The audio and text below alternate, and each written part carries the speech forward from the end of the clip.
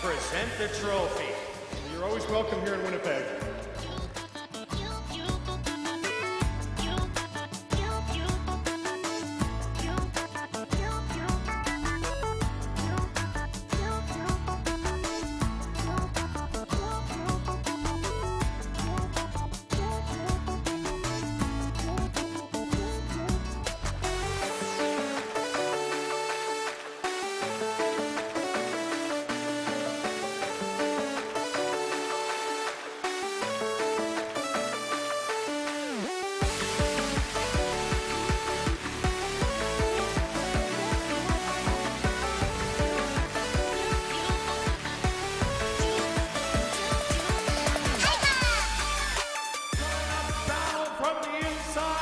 But it's inside straight.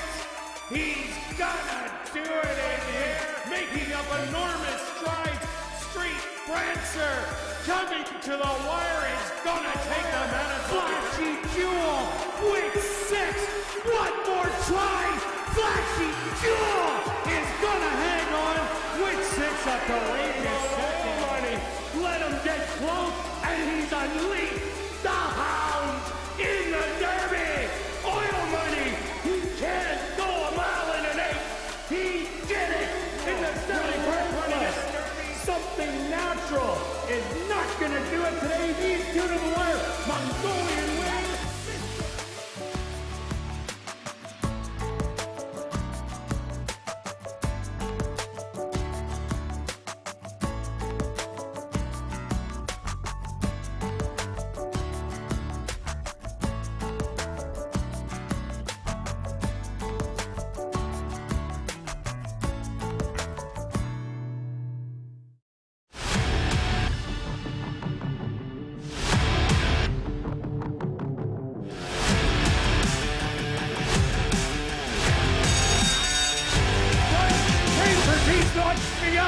Yeah, baby! Red Knobs will take the 74th running of the Manitoba Derby.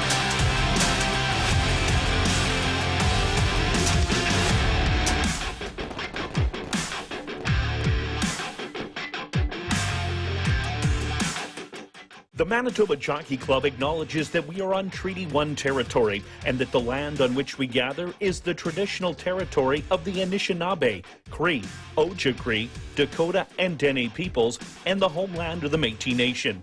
We pay our respect to the First Nations and Métis ancestors of this land. And welcome everybody to ASD Live, brought to you by Manitoba Liquor and Lotteries. Day 40 on the racing calendar. Let's take a look back at yesterday's racing action. Who was hot? Well, on the jockey side, it was Antonio Whitehall with 2 wins, including Melisandre in the distaff, so he's got even more room. Up by 12 on Demario Bino. Also, Arthur Badu had 2 wins, including the 80-1 shocker. Hey, Runaway. And on the trainer's side, Jerry Gorno had 2 wins. So he's also up by 12 on Wendy Anderson's stretch. What did you see on the racetrack yesterday? Yeah, I thought the races kind of started out in a very formful way. No real surprises. The race shape went how we kind of saw it, expected. And then you just got to the race that I kind of had a feeling that something could happen, or it hadn't all year, and then finally the non-winners condition showed up, and it went bombs away. The key in that condition, especially now, there's a bunch of horses that we did like that were running well, and when you're in the bottoms, you only have so many good races to kind of stay in that form. There's a reason why they're in the bottoms and a reason why they haven't won. We did briefly mention that this horse, if ran back to last year's race, could win. We didn't bet it, but that was the thing that we mentioned. So basically, as you mentioned, it was, I've got this in my notes, Runaway did run away from the field. Oh, there you go. I couldn't miss it good out. little play there. $164 was the exact. So basically, that helped. Congrats to the winner of the pick 5 yesterday. Of somebody in the States, I believe, based on the payout. I would say the horse that finished second, everybody else was cheering but the person that won it, because it would have carried over. There was actually no live tickets. It would have been 4 out of 5 to the 7 horse. But that horse, that long shot that won the last race, absolutely did figure. Totally did. It was had the one start and kept going. So on some really good news, or other good news, as mentioned, we were bad news with the smoke race last week. And the wind. That marked this day down, September 13th. Originally that week, we were only 2 race days. We're now going to 3 race days. So add the Wednesday. So that's good for the show parlay. So it gives us another day that we can crush it.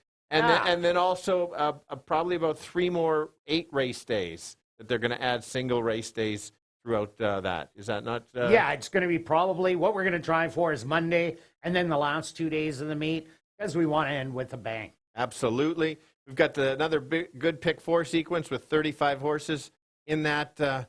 Feeling it could pay, maybe not as much as it did yesterday, but certainly could be there. So I'm ready. All right, let's kick off the card with the $3,000 claimer. For fillies and mares 3 and up that are non-winners of the year, they're going to go 7 furlong stretch. Who do you like?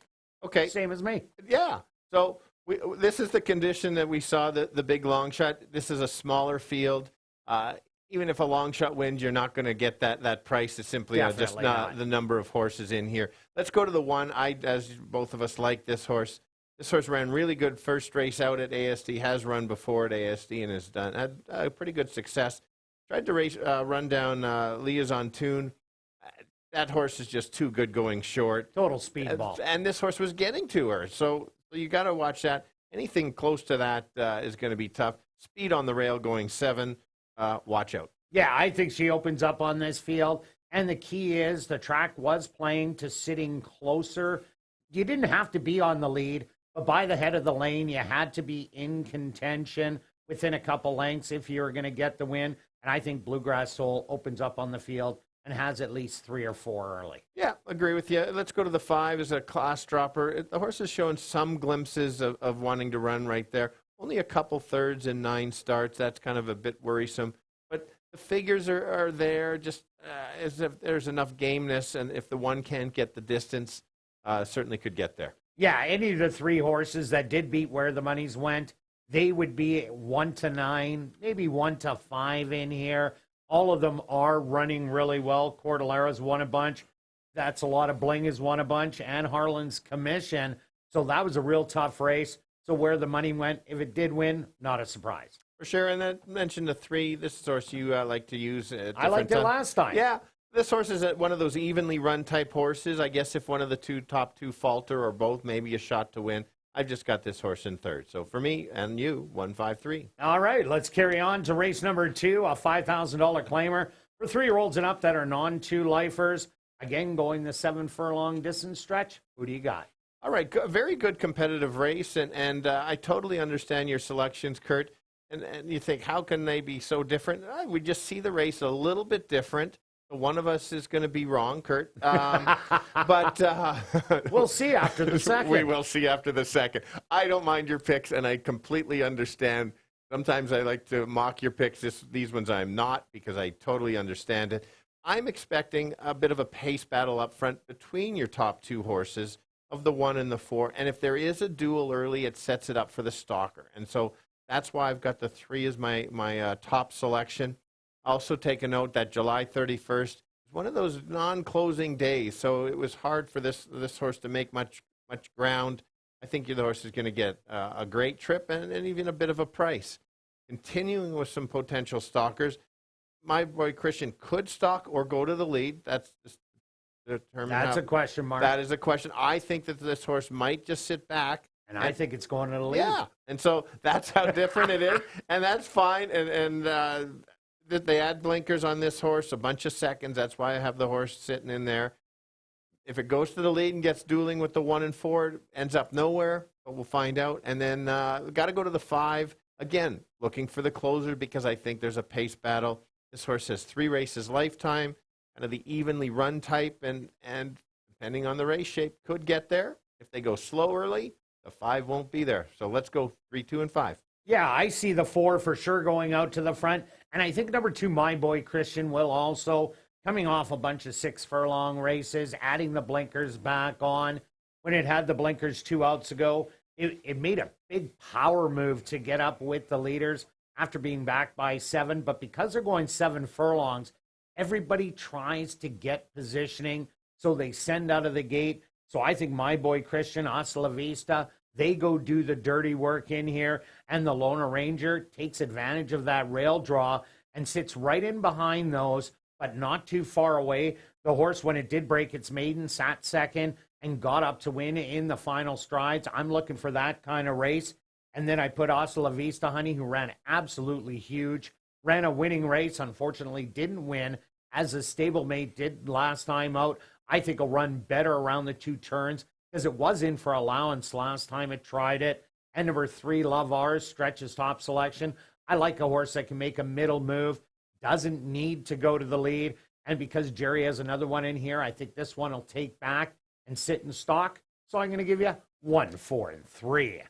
Now we're going to carry on to race number 3, an allowance optional $15,000 claimer for fillies and mares, 3-year-olds and up. They're going to go 6 furlongs, and what a competitive race. Absolutely. This is a good race. You've got 7 of them. I think all of them are good enough in here to win with the right trip and how it goes. And I understand, again, on your selection, but I am going to go to the rail horse. This horse potentially has the controlling speed. 3 races back showed when this horse got the lead, just kind of kept going. I like that Carino grabs the mount. I like how he rides these type of horses. He's so good at getting these horses out quickly, grabbing the lead and just kind of carrying the speed. 2 back, this horse didn't get out of the gate, so giving that horse an excuse. So if she gets loose, watch out. And then I'll go to the 6 as my second selection. I think she'll be sitting in 3rd or 4th, going to sit back and try to make that late run. So if a few of the others try to go after her, might be able to pick up the leaders late and take over. And you know what? She did have the lead that last race coming down the stretch, but damn, the Torpedoes kind of blew the turn a little bit, fell back, and then came back on for the win. So Adams Creed ran absolutely huge. Absolutely. And so something, you just saw how good that one was. But again, for me, the 6 needs to stop to set it up for the other. And the sad to throw in the 7, this horse has talent. It's just may be in a tricky spot. Does this horse go after the 1, have to press, take over and hold off the closers, or let the 1 go and chase? And like I said, the horse has the talent. I just don't know where to put this horse. But that's how tough this race is. 1, 6, 7, and a real good one. Yeah, I agree. Really tough. 1 Miss Z and the 5 Tecate Gold. They're the speed. Yes, Tecate Gold is the cheaper speed of the race, but I think she can at least warm her up for about maybe 2 to 3 furlongs. And if that is the case, look for a closer in here. And I went to number 2, Texas Rain. How can I go to this horse? Well, ran absolutely lights out last time out. Did lose to Adams Creed by 1/2 a length and damn the Torpedoes by a length, but hadn't been showing any run all year long, and then came up with that really good race. This horse was stakes place last year. It's the best mares on the ground, sprinting and going long. So I think Texas Rain can have that speed, tactical, sit behind Miss Z and Tecate Gold, wait a little bit longer, not be used on the outside of the speed, and take a run at him late. And I'm sure I'm going to get rewarded at about 10, 15 to 1. And I did use number 6, Adams Creed, ran huge, and Miss Z, the inside speed. So I'm taking 2, 6, and 1. Now we're going to carry on to race number 4, kicking off. Jackpot pick 5, wagering, a $5,000 claimer for 3 and up maidens. They're going 7.5 furlongs. Scratch number 2, Can't Catch Me.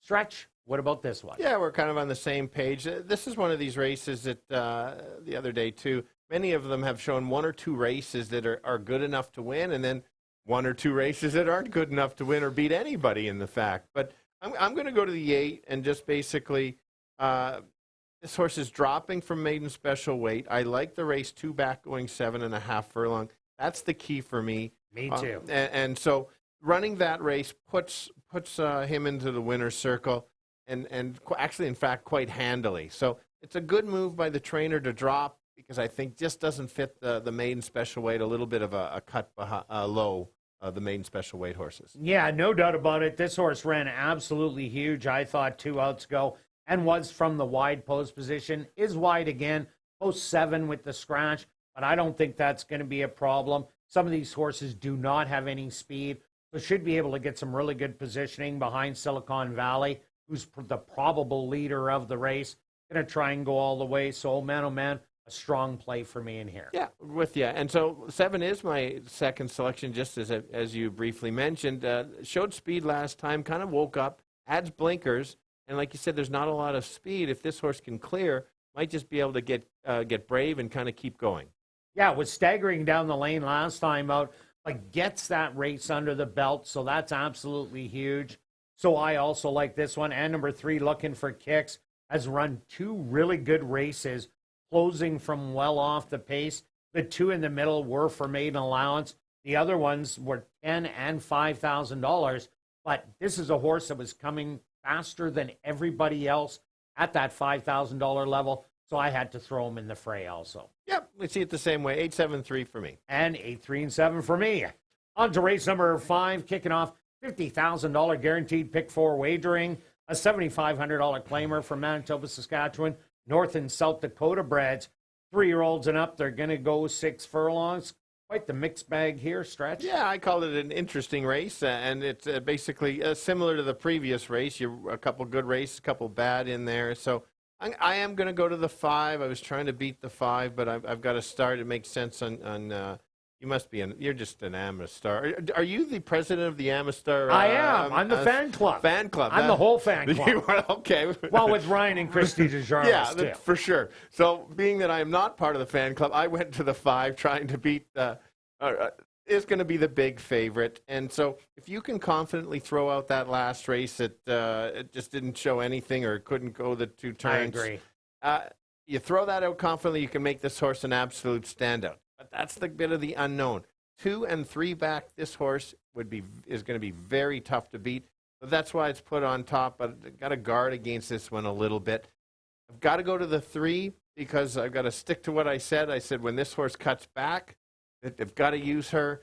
She can't go the 2 turns. She went fast early and kind of tired. 2 back is a really good race. Even had a bit of trouble in there and just a cutback. So got to include her. 12-1 morning line. If the 5 doesn't fire, certainly can be there. And then maybe the 4. It's finally her turn. It's the 2 lifers against the 4 and 7 match race. We'll have to have a match race or something when that race comes up. 6 for 6 in the money. She gets the cutback. I'm more confident on a show bet. That'll be my show. Write that down. Show bet for Stretch in race 5. That'll be. That's if you're still alive. Still by alive. then. That's true. Well, 3 card changes. Oh, there we go. I went to number 7, Amistar. This horse has had such bad luck on the racetrack and has run some huge races. But what I really like about him is he's adopted a little bit of an off-the-pace running style. Once he gets out of the gate, he's in contention. I think the trigger was pulled a little bit early last time out, and Valid Defense ended up going by very late down the lane. There is other speed in GB's Turbo. Milan, Ohio has a bit. Big Energy has a bit. But if they want to play a little possum, cat and mouse on the front end, slow it up, Amistar can go with those and then make that power move, and I think hang on for the win. I'm with you on the 5, going Success. This is the obvious one in here. I'm throwing out the last race also. And number 1, Keystone Cash, draws the rail in here. That could be a huge advantage if a lot of these want to go out, battle it on the front end. Keystone Cash has a couple of good races back-to-back in the last 2, has been within 5 lengths. Maybe the rail draw will help. So I'm going to give you 7, 5, and 1. Now we're going to carry on to race number 6, a $5,000 claimer for 3-year-olds and up that are non-3 lifers. Again, going the 7 furlong distance. Stretch, we're both on the outlaw. We are. It is. It's a competitive race, though. I know we have the same selection. I'm going with the dropping speed. This is a angle that I do like a lot. Racing in for the 10 non-3. Last race just went maybe a little too quick, and just with the ability of some of the horses in there, that was a tough field.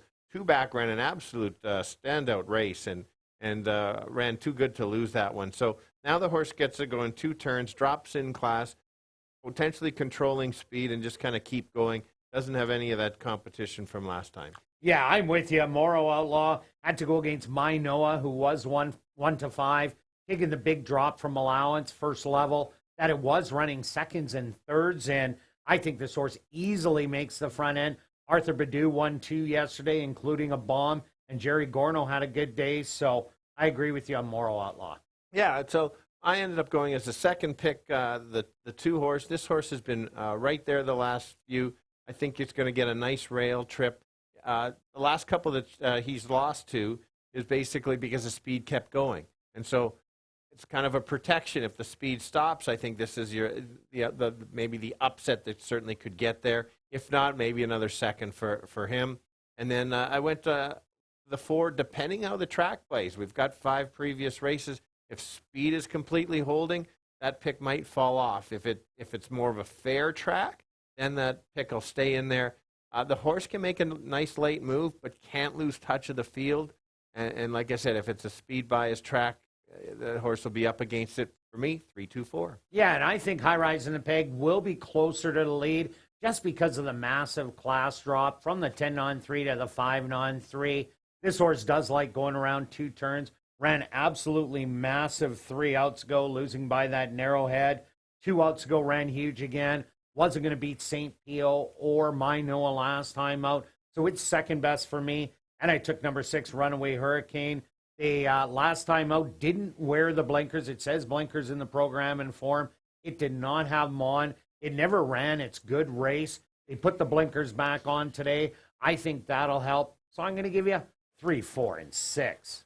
Now we're going to carry on to race number 7, a $7,500 claimer. 4 3-year-olds and up. They're going to go 6 furlongs. And yes, Stretch, I have the same program and form as you do. It's just checking. Yeah. It's like, what's going on up there? This is the way I see this race. That's fair. Depending the way you look in your crystal ball, you can go many different ways. That is very true. That was just my humor, Stretch's humor. Well, there you go. Stretch's humor up on the screen. It'll be humorous when I cash my ticket. Yeah, I guess so. Tricky race, obviously. At a big price. Yes, as it's the tricky race, very different selections, which totally makes sense. The one angle here is a lot of these horses are a little better suited going 7 furlongs or longer.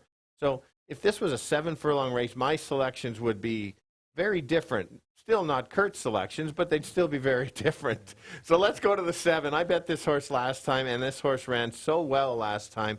Huge race. Woke up, strong backstretch move and kept coming, but not afraid, just got loose on the speed bias day on that was Derby Day, August 7th. And so nobody was closing on or coming really from off the pace, or even closing, in fact. So got to go back to this horse.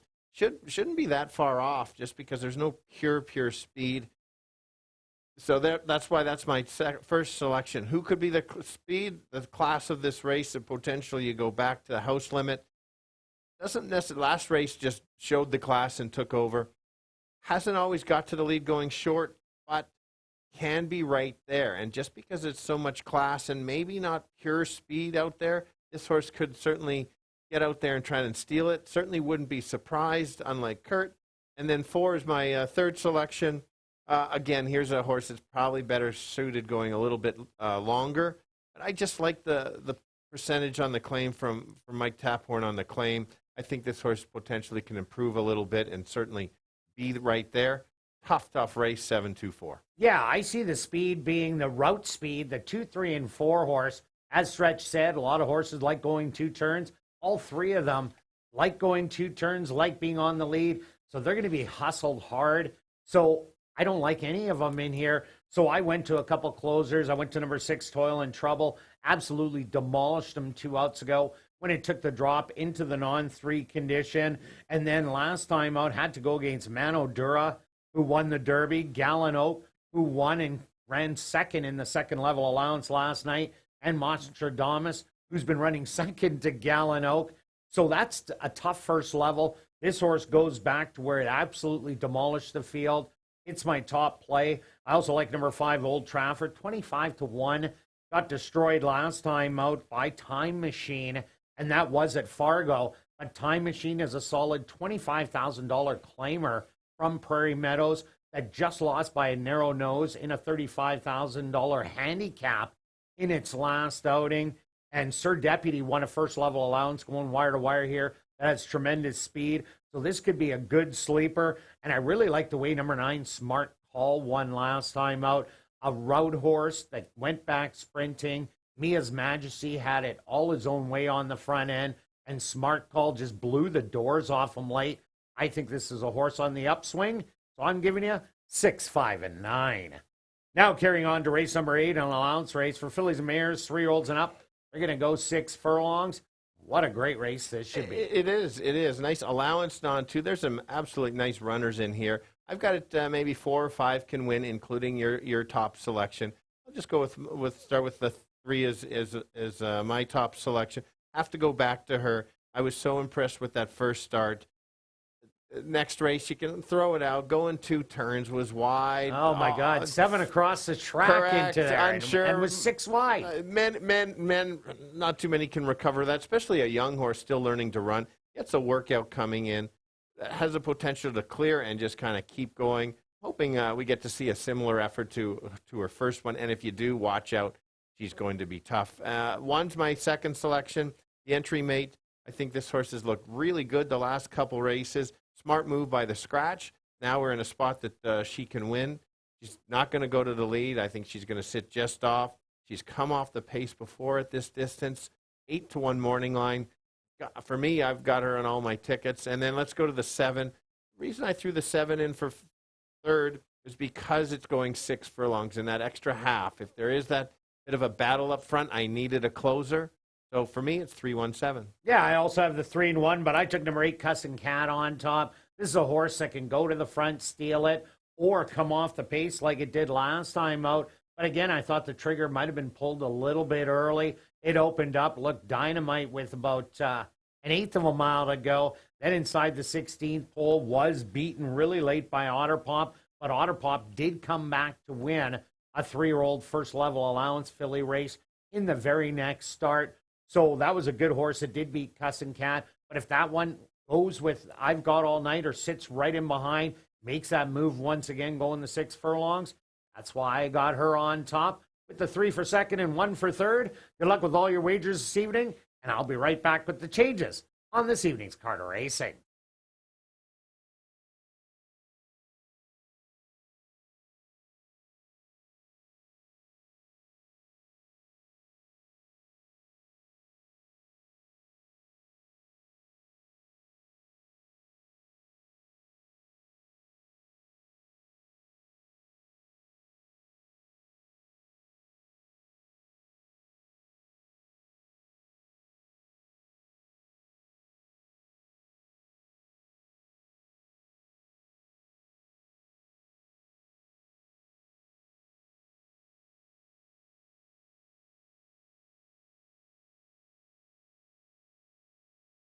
And if everybody can get their pens and programs ready, here are the changes on this evening's 8-race Carter Racing. Turning your programs to race number 1, number 4, Wits Memories, make the jockey Antonio Whitehall.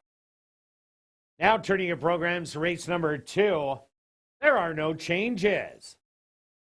Turning your programs to race number 3, just a few overweights on your TV monitors.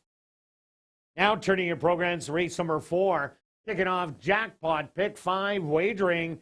Number 1, Bold New Tricks will race with blinkers on. And scratch number 2, Can't Catch Me. Now turning your programs to race number 5, kicking off $50,000 guaranteed Pick 4 wagering. Our VIP Fan of the Night race. Again, just a few overweights. Now turning your programs to race number 6. In race 6, number 6, Runaway Hurricane, please take note, did not wear blinkers on the August the 8th start, but will race with blinkers on today. Now turning your programs to race number 7, our first of 2 Classic High 5 races. And the Classic High 5 does have a carryover of $5,528. Now turning your programs to race number 8, our second Classic High 5 race. Again, just some overweights. Well, a beautiful evening for racing here in Winnipeg. Wow. Well, that's interesting. Wow. You got Sasquatch, your little Dawn of the Dead, I guess or so. Living Dead. I guess I left. I started wandering around. You stayed in the tent, and I guess I'm betting on. Who am I betting on? I don't think I'm betting on you, Stretch. no, that's a good bet. Yeah, you're going to win a bet. That's good. Oh, there we go. I'll take it. Under cloudy skies, the temperature 22 degrees Celsius or 71 degrees Fahrenheit. The wind out of the northeast at 10 kilometers an hour or 6 miles an hour. And the track is listed as fast. A fast racetrack for this evening's 8-race card racing. We're going to kick it off right here in race number 1 that goes to post in 18 minutes.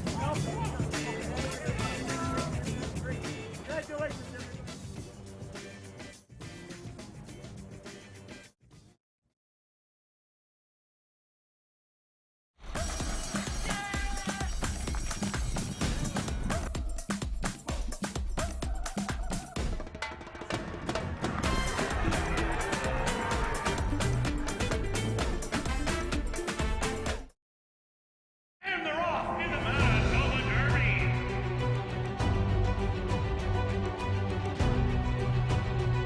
Field of Nines are underway in the CC Derby. And they're off in the Canadian Derby. Red Dogs will take the Manitoba Derby. And Walcott takes the lead with Great Escape. Beagle Brian, Roman Road to ride. Beagle Brian, he'll win the Derby. Ballots are available in the lobby. If your name is picked, you're going to get the VIP treatment, including a $25 wagering voucher, an ASD t-shirt. You get to come up to the press box, watch me call a race, go down to the paddock and see the horses, then you're off to the winner's circle to get a framed photo with the winning horse. Now on to racing.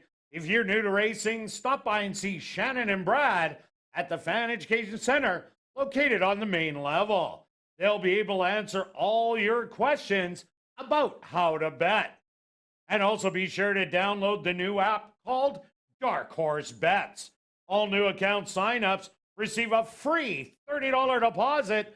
All you got to do is scan the QR code on the front of your program cover or off of any of the posters around the building to download the app now. Have a great evening of racing.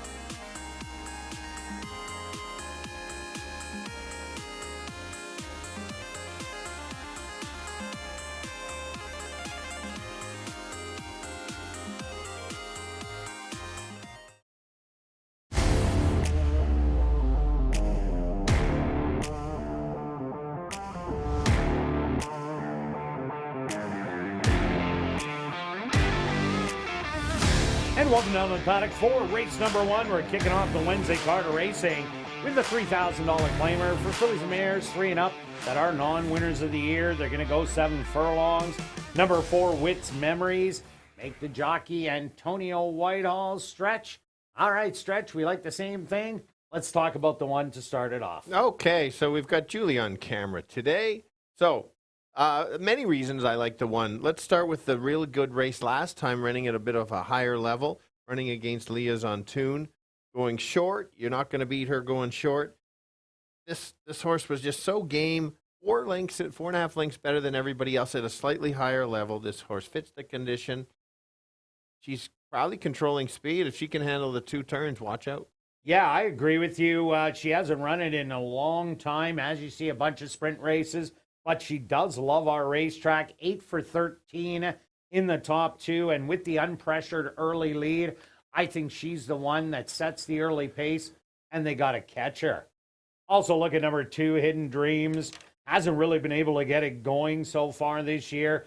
Takes a drop down from the non-4 life condition to the non-winners of the year. And that's usually a really good drop that you can play horses out of. Is a little off form right now, but this horse does like 7 furlongs, even though 2 outs ago was in for 55 wide open. That was way too tough. Hidden Dreams, if you're looking for a late closer to get a piece of things, this could be it. For sure. Let's take a look at number 3.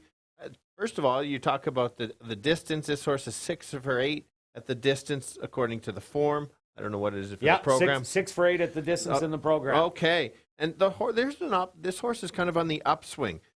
Was in the non-winners, didn't show much, but that was going short. Then goes long to a mile, runs 3rd beaten 10. Lost to a couple horses that are running well, especially White Horse Spirit. Look at last year at 7 furlongs, right there. 3 or 4 good races. 8 to 1. Would need the leader to stop, but certainly on the improve at this level. Well, even Saturday Service's comeback race was really good. That was a good 4th place finish in open company. Number 4, Wits Memories, now at jockey Antonio Whitehall. This horse could be forward in the early speed, and that could be valuable for Wits Memories. Last time out, beaten by 7 to Maybella and Tapture Way sprinting, but the time before wasn't that far away from Saturday Service before it pulled away late. This horse could be in the fray early. Yeah, one of those condition horses. Let's go to the 5, the dropper, the second choice on the board. It doesn't look like too much, but look at the figures are there. This horse was running against some much better horses that are there. A little concern is there the gameness, but that doesn't have to be that much. Just the class puts this horse in the mix for sure. And number 6, Streamer, made only the second start here at the Downs. Ran good first time out. Only beaten by 3, going the 7 furlongs last time. Was beaten by Wit 9 by a length, just a length and a bit in the end. Streamer doesn't have a lot of early speed. Might want to try and show it today to get a bigger piece. But let's go to our wagers here in race number 1, Stretch. What do you have? Just starting out small. I don't know what kind of price I'm getting on the 1, so it's just going to be a $10 double, 1 and 3. And myself, I'm going after the triactor. I'm taking 1 on top, 5 for second, and 3 and 6 for third. A $1 ticket, only $2. I'm doing a $10 one for 20 and Show Parlay Wednesday. I cashed my first one last week. Yeah. We only had 1 race, but hey. You made it to the end. I made it to the end. Okay, Stretch, who do you have? I'll take the 5. I'll take the one that's going to sit just off the pace, pick up the pieces. And I'll take 20 to show on the 1. Good luck with all your wagers here in race 1, and we'll see you back for race 2.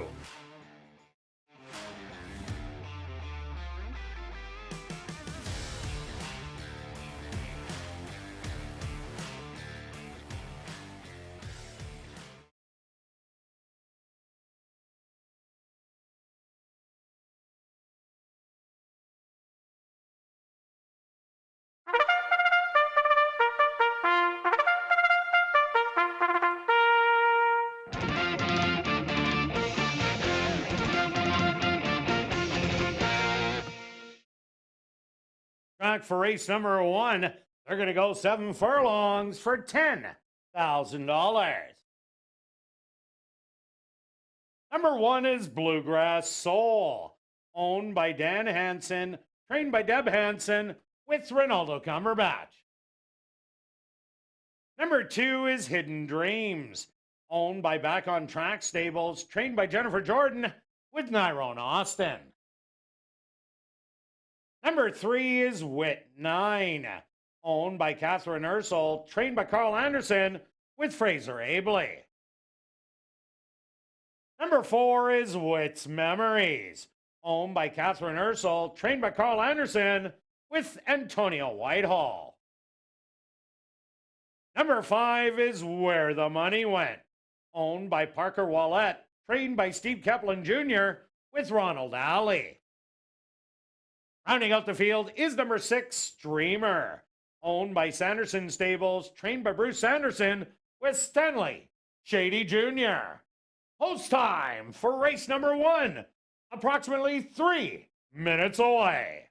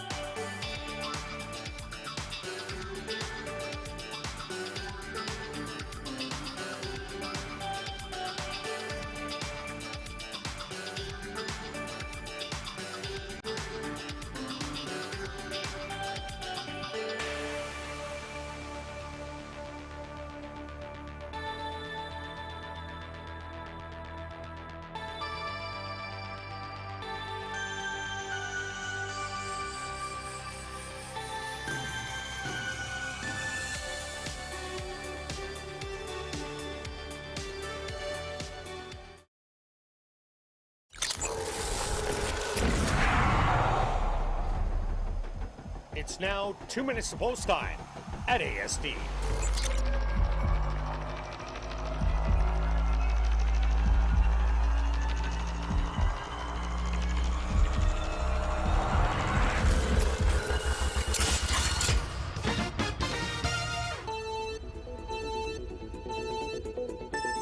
All right, the girls kicking off Wednesday's card. They're going 7 furlongs, all of them looking for their first win in a long time. It's always fast to the turn. I think one is going to be the fastest to the turn and just kind of keep going. She likes to win races, just hasn't won this year yet.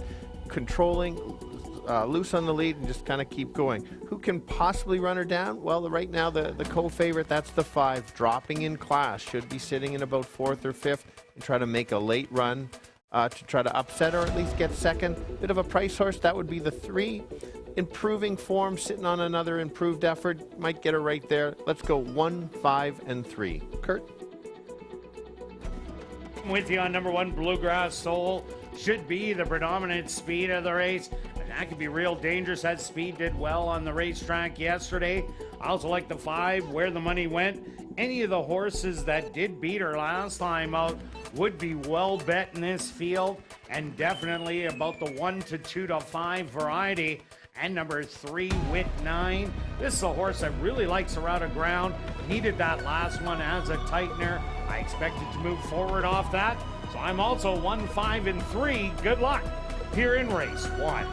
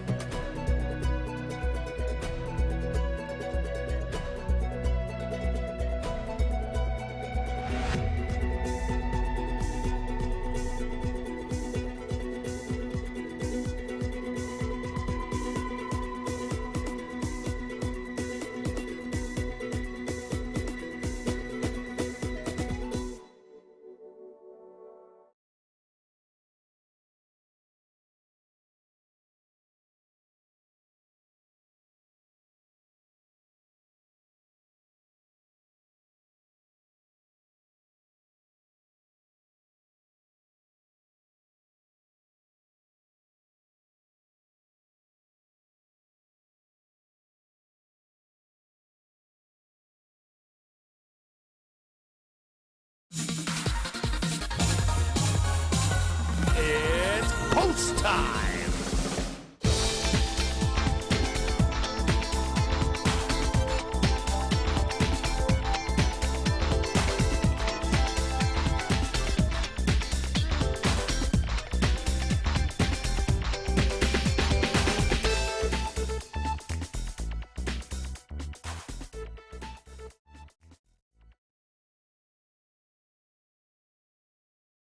Soul, the even money favorite. First into the starting gate. Next in, Hidden Dreams.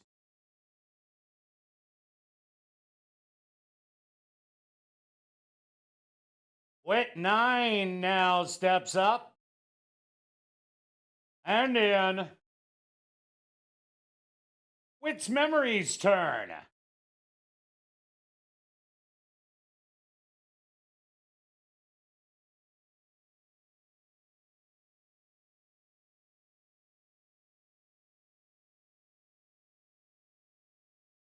Just 2 left to load. Where the money went.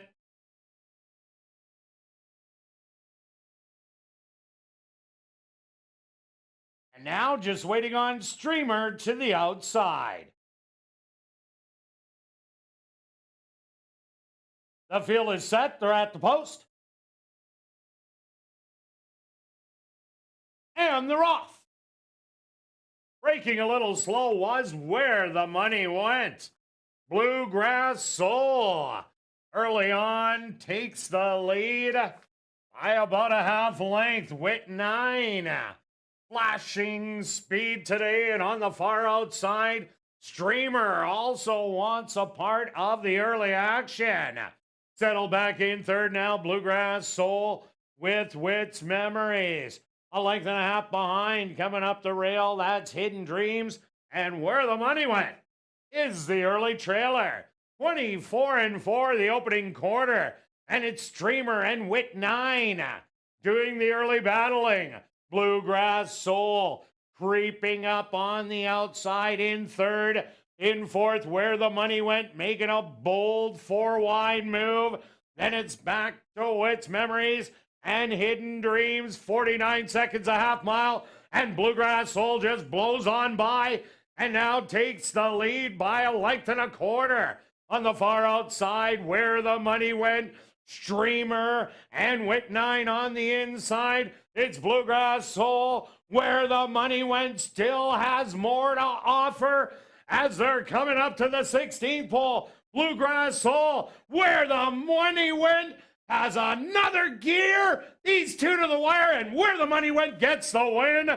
Second is going to go to Bluegrass Soul. Third to Streamer, and fourth to Wit 9.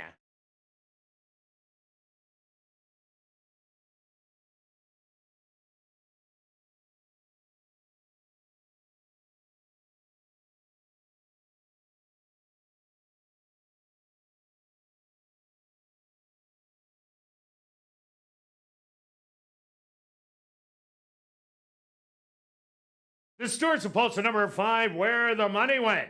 As your race winner, second goes to number 1, Bluegrass Soul. Third to number 6, Streamer. And fourth to number 3, Wit 9.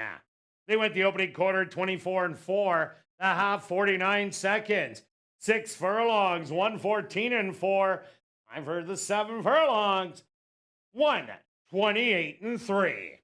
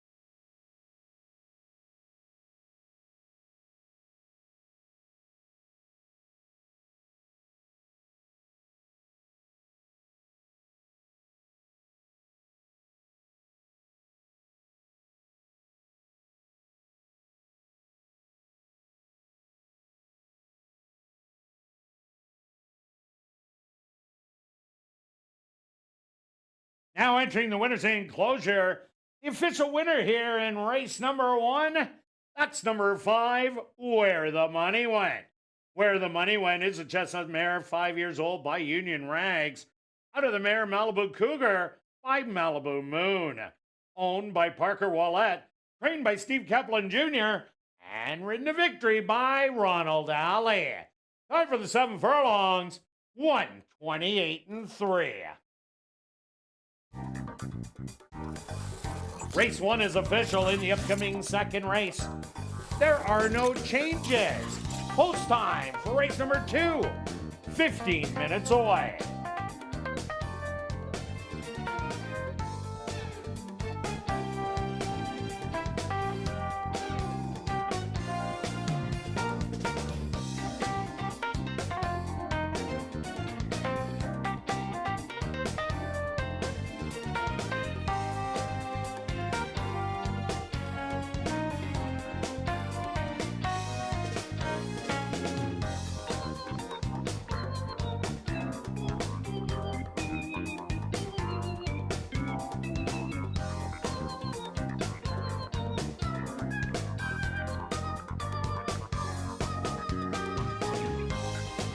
Boyd Downs has introduced a new Chase the Ace weekly draw. You could win $5,000 if you are drawn and you pick the Ace of Diamonds. Tickets start at $5 and are available online at asdowns-cta.com or in person here at Guest Services or on the second floor, VLT Cashier's Cage. The draw will be made tonight at 9 p.m., so get your tickets now.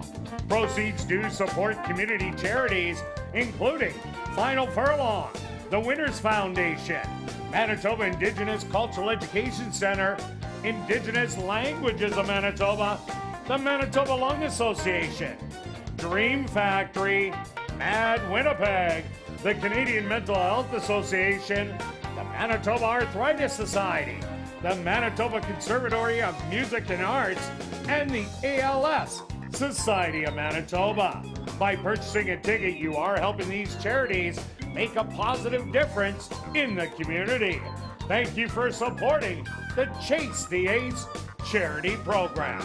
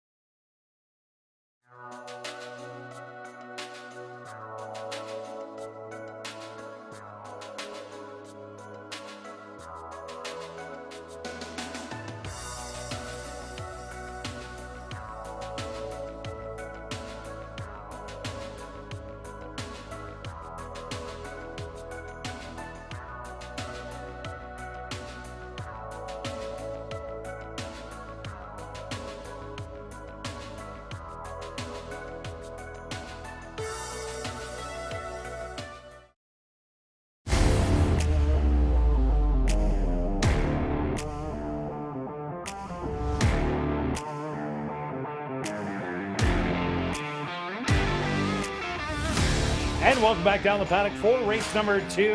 We have a $5,000 claimer for 3-year-olds and up that are non-2-lifers. They're going to go 7 furlongs. Let's take a quick look back at race number 1.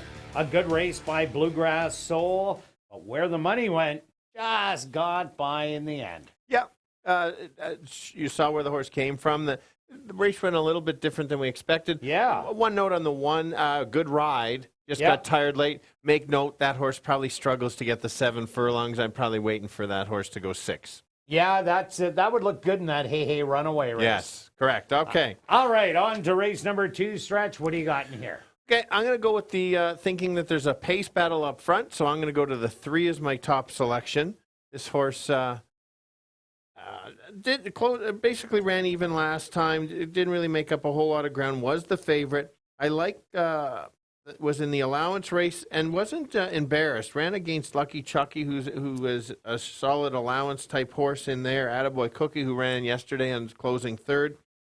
This horse then did actually crush the maiden race twice. So I like the running style. I think this horse just gets a garden spot and takes a move late. Yeah, I like number 1, the Lona Ranger. I think the speed comes out of 2, My Boy Christian, the 4, Hasta La Vista Honey, and maybe even the 6, Fine Soft Morning. But the Lona Ranger will show speed out of the gate. You have to going 7 furlongs to get your early positioning. This horse ran a great race last time out, except Rig Right was just way too good and went around the track in front. Anna Kozana, the 3rd place finisher, has since come back to win. But I love that inside positioning. That is so valuable in here. So I'm going to go with the Lona Ranger and getting pretty good odds at 5-2. Yeah, very good odds. I landed on the 2 as my second selection, 6-1.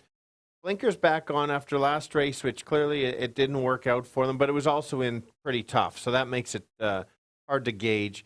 I like how this horse made a real nice move 2 back.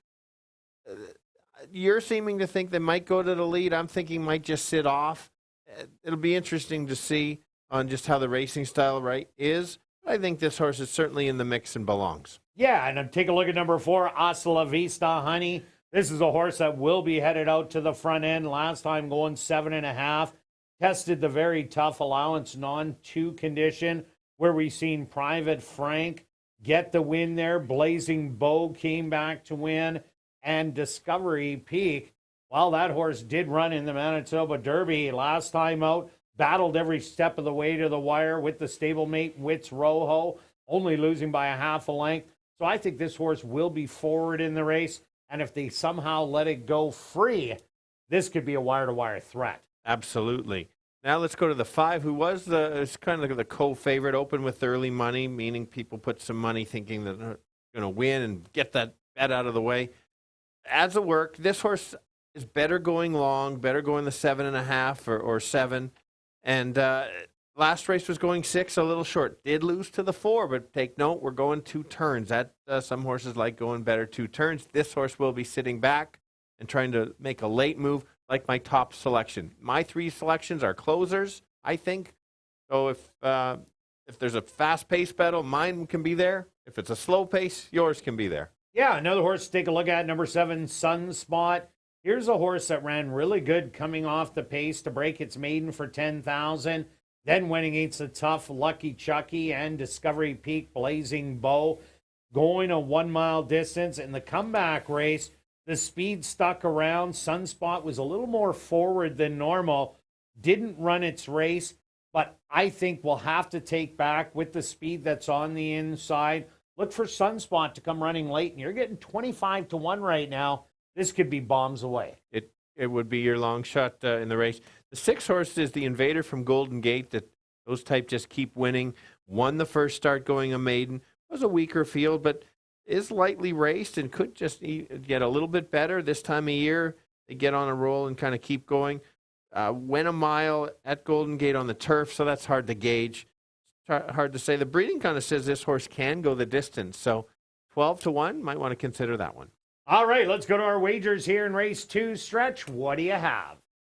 Well, I'm just going to go with a place bet because just in case one of the speed horses gets away, I certainly like 6 to 1 on the win price. I'm going to get at least $4 to $5 on the place at that rate. 40 place 3. And myself, I'm going after the pick 3. I'm taking 1, 3, 4, then the 2, 6, and round off with the 3 and 8. A $1 ticket, $12. I'm taking a $2 one for 24.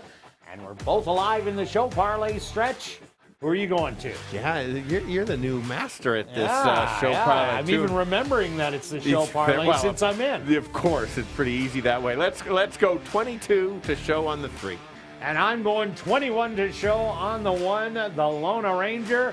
Good luck with all your wagers here in race 2, and we'll see you back for race 3.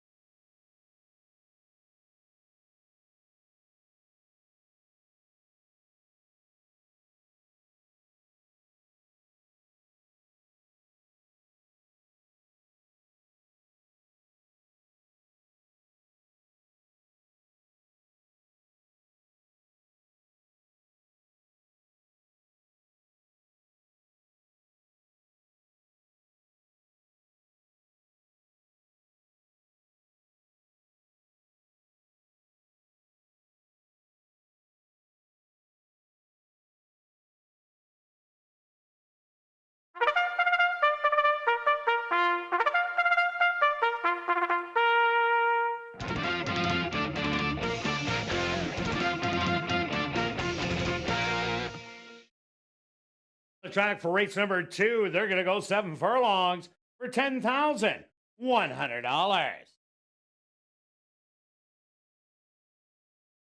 Number 1 is the Lona Ranger, owned by Wind Dancer Stable, trained by Wendy Anderson with Neville Stevenson.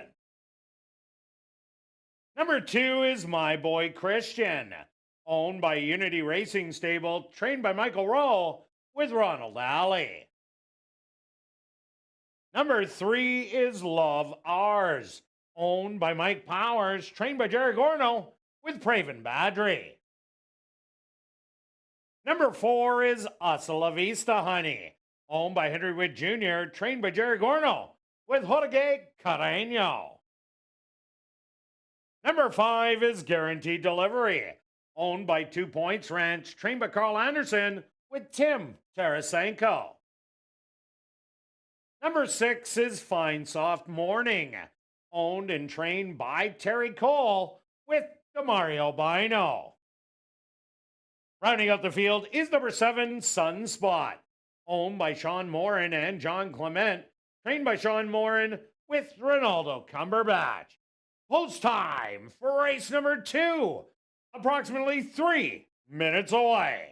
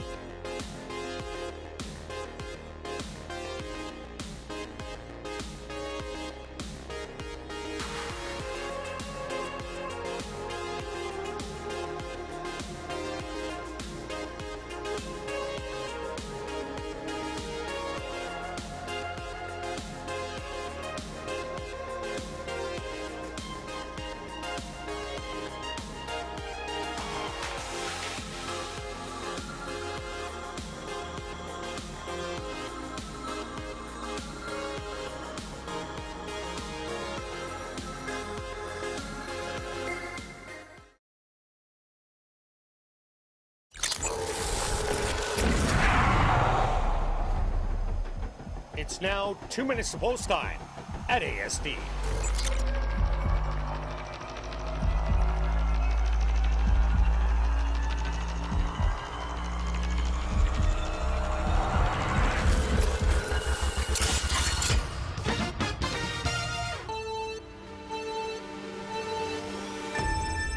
All right, the boys going 7 furlongs, most of them looking for their second lifetime win. Let's start with the horse that's going to be sitting in about 4th or 5th early and try to make a late run, just like the last race. That's the 3. You're getting good value at 7-1. This horse had some nice races when he comes off the pace. That's what I see happening. The other potential closer might sit a little closer. That's the 2 horse. Does like to run second a lot, but has other than the last race, the other races have been good enough to win, and you can't go wrong at 6-1. Another price horse is the 5. He definitely will be at the back and trying to make a late run. So if the closers are coming late, that's 3, 2, and 5. Kirt? Yeah, Stretch, I agree. This is a tough race in here. I went to number 1, the Lona Ranger. Post position number 1, very valuable, going the 7 furlongs. Break out of the gate, find your position, and that's what the Lona Ranger is going to do. I think it's going to be forward in the race. Number 4, Hasta La Vista Honey, could be the speed of the speed in here. Ran huge last time out, a winning race, but lost by a nose. And I also like number 3, Love Ours, to be the one that's rallying, as Jerry Gorno does have 2 in here. So I'm giving you 1, 4, and 3. Good luck here in race number 2.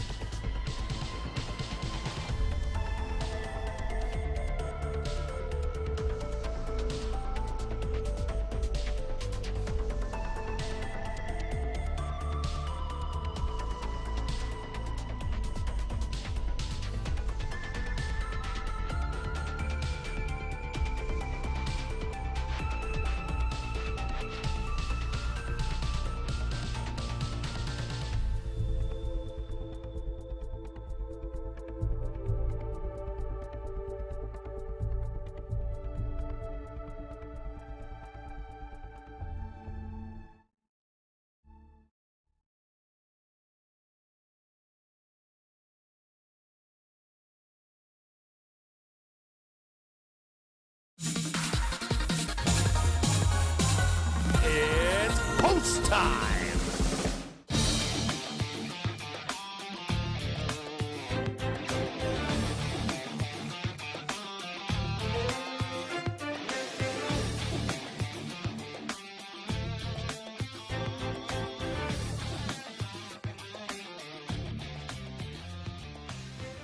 The Lona Ranger, the 7-5 favorite. The first to step up and in. Love Ours. Also now is in. Next up, Hasta La Vista Honey.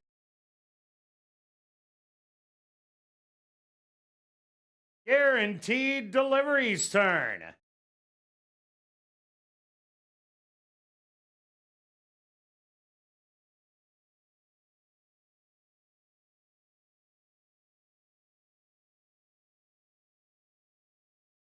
Next up, Fine Soft Morning.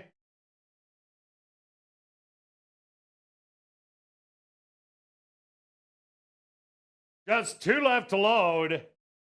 Sunspot to the outside.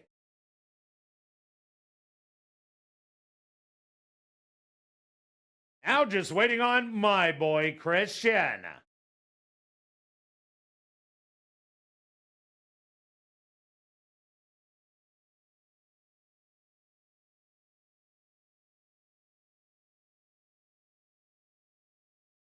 My boy Christian will load with outrider Ronald Alley. Once my boy Christian is in, he will climb back aboard. My boy Christian now in.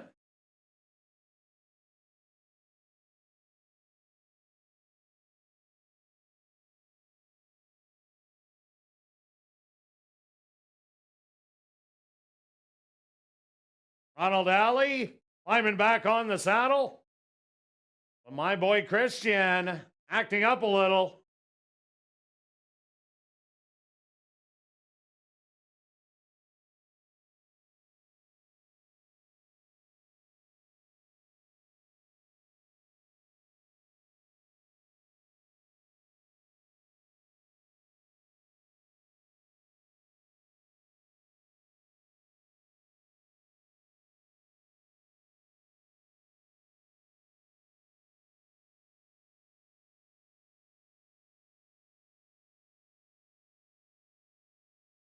My boy Christian getting a little equipment adjustment.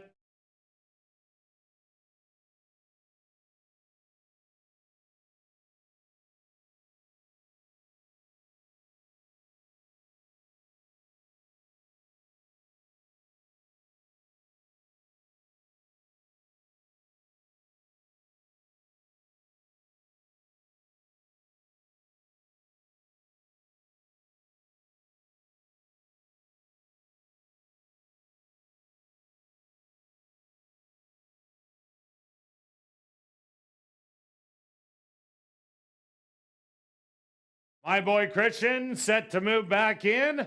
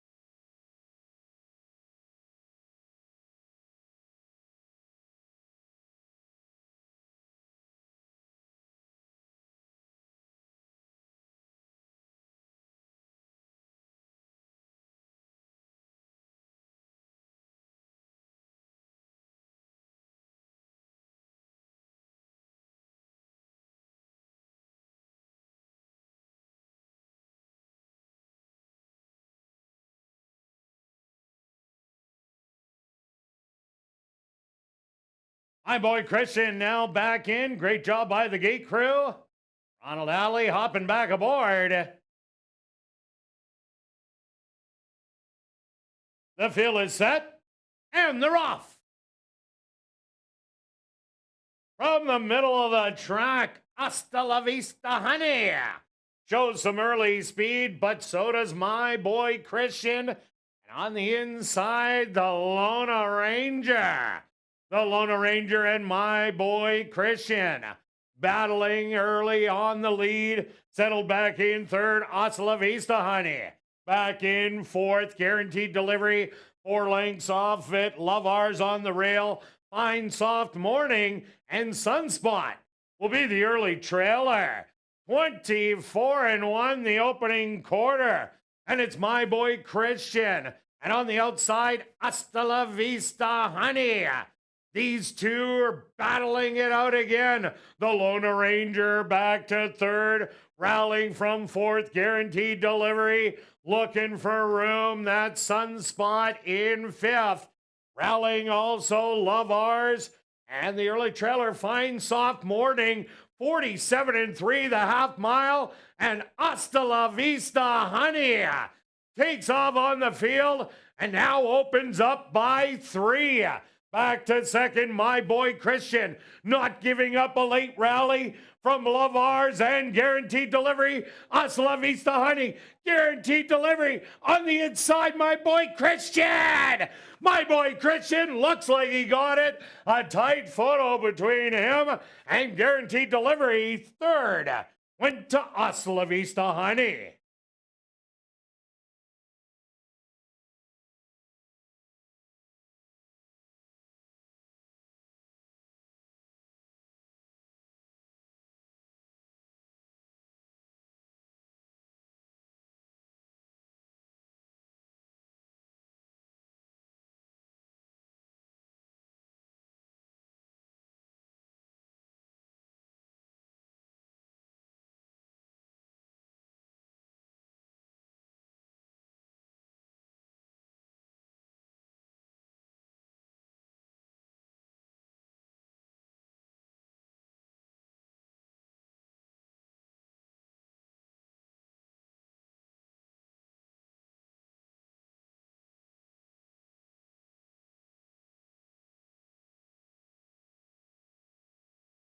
Close to number 2, My Boy Christian.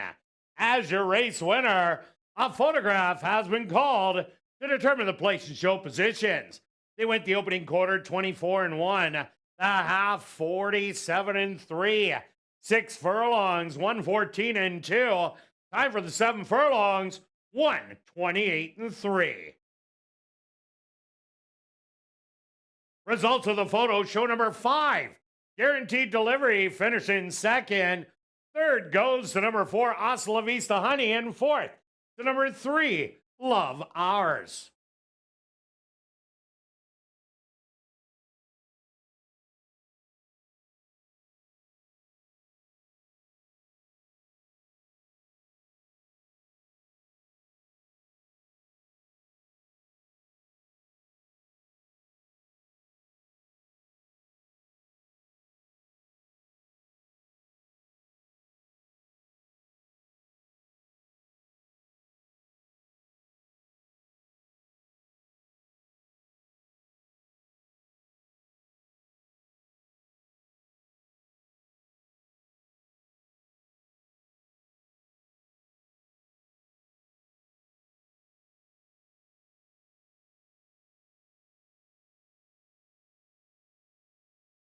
Now entering the winner's enclosure, the official winner here in race number 2, that's number 2, My Boy Christian. My Boy Christian is a chestnut gelding, 5 years old, by reload, out of the mare Tuscan Princess by You and I. Owned by Unity Racing Stable, trained by Michael Roll, and ridden to victory by Ronald Alley. Time for the 7 furlongs, 128-3. Congratulations goes out to jockey Ronald Alley, who scores the early daily double. 2 wins for jockey Ronald Alley.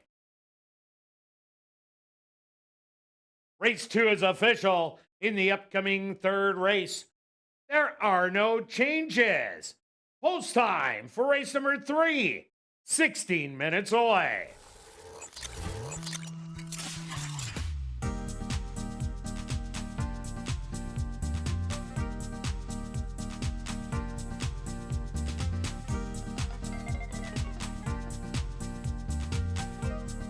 Well, you better hurry. Only 35 minutes left to give yourself a chance to go home with $5,000 in your pocket if you get drawn and you've selected the Ace of Diamonds.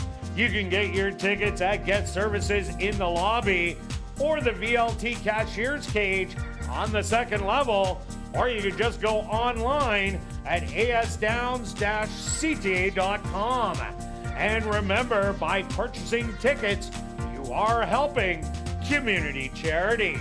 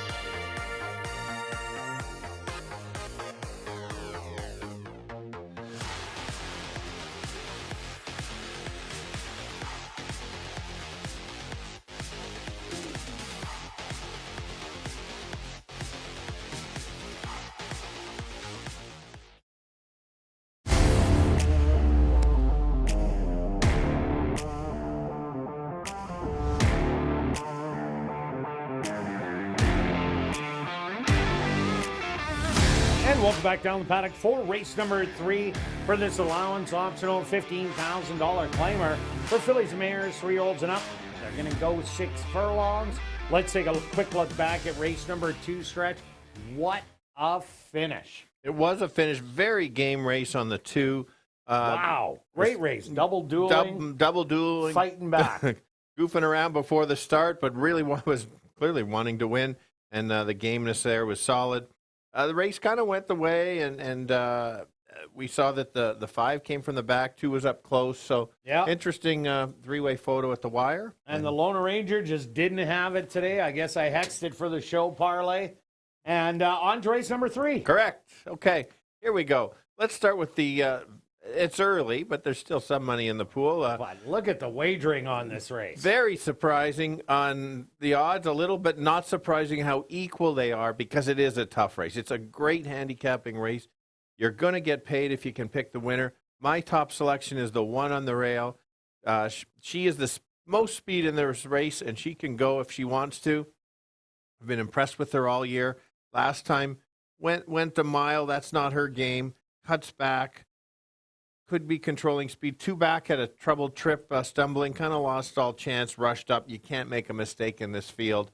And I think if she comes back to a race on June 21st, watch out. She's the one to catch. Yeah, no doubt about it. Takati Gold, the 5 horse, also has speed in here. Currently the longest shot on the board. She's taking a big jump up to this allowance condition. But she does bring speed to this race. But I don't know if she has Miss Z's type of speed. So Takati Gold is going to have a hard time winning this one because she does have that front-end running style, and this is such a tough field. I'm going to wait for the drop on Takati Gold. Yeah, now she could stalk. 2 back, she did come off the pace. Something to consider at this time, but I'm with you. It's a good step up. We're going to see what she's made of. I'm going to number 2, Texas Rain. Texas Rain really woke up last time out. After cutting back from 7.5 furlongs, chased after Damn the Torpedoes on the outside, and then fought all the way to the wire, only to lose by a length and a half, and was a half a length behind number 6, Adams Creed. Texas Rain last year ran some big races against the top older mares on the grounds. The Lavarandre only got beat by a length to half in the wrapper, and she is so quick, and Hidden Grace and Spun Line ended up being the top older mare going a lot of ground. I think Texas Rain is starting to round into form, gets a break in the weights with Fraser Abley. So I'm taking a shot on Texas Rain today. Yep, that's a fair shot. I went to the 6 as my second selection. Has a workout coming in. Has been running well all year. 4 for 4 in the money. 4 for 4 first or second at this allowance level. Gives a full effort. Should get a stalking trip. I don't think she'll go to the lead. She could just get that dream trip and kind of take over. I think she's definitely got a shot. And like we said, she had the lead over Damn the Torpedoes, and then Damn the Torpedoes battled back and stole that win away. Another horse to look at, number 3, Otter Pop. Here's a horse that's only started twice here at the Downs, but made the most of both of them. Back-to-back wins, winning the non-2-lifer. And then the first level allowance, 4 straight 3-year-olds. I think Otter Pop, this is a big jump. This isn't the same optional $15,000 as that was straight 3-year-olds now going against the olders. But what she brings to the race is a winning attitude because she was on short rest. Only a week coming into that last race and still ran absolutely dynamite. But this definitely is a step up. Absolutely. And third selection, which is the current favorite, little surprised, but this horse does have talent. Back in June, ran a great closing third in a stake race. That race would put her in the winner's circle. Last time, kind of a strange trip and then kind of flattened late. I think she's right there. It's just deciding on what her running style is. Is she going to chase or is she going to press? That's what the interesting thing is. She's right in between. I don't like the 2-1. But you can't leave her out in your exotics. And number 4, McLean's Bella. The first out was a good one, winning that one, the allowance non-2-lifer. Then was eased in the second start. But what happened is the horse bent a shoe in the race and ended up getting pulled up. And the comeback race, absolutely dynamite, running down Eagles Express. Tiz Hoppin did come back to win, and this horse is on a roll, and that's why it's 3-1 on the board. What a great third race stretch. All right, what's going to be your bet in here? I'm going to play a small exactor, a $10 one with 6-7, which is 20. You can spend $2. Same ones. Hinted on the win, Brad. I didn't expect I'd get a win price, but we'll leave it. Let Beth wait for a stretch change alert later. Yeah, I thought I'd get better odds on Texas Rain, but I'm still going 10 win, 20 place on the 2 Texas Rain. Had to run down to the car in between stretch. We had our own little race. Who can get car change first? We both got it back up here. I'd say we dead heated. We dead heated. We had 3 selections and picked the wrong one. Totally. We might be a little jinxed on this show, but we're not quitters. Here we go. Heck no. $20 of car change on the 1 to show. And since I bet win in place on the 2, I might as well put 20 to show on the 2. Good luck with all your wagers here in race 3. We'll see you back for race 4. Kicking off Jackpot Pick 5 wagering.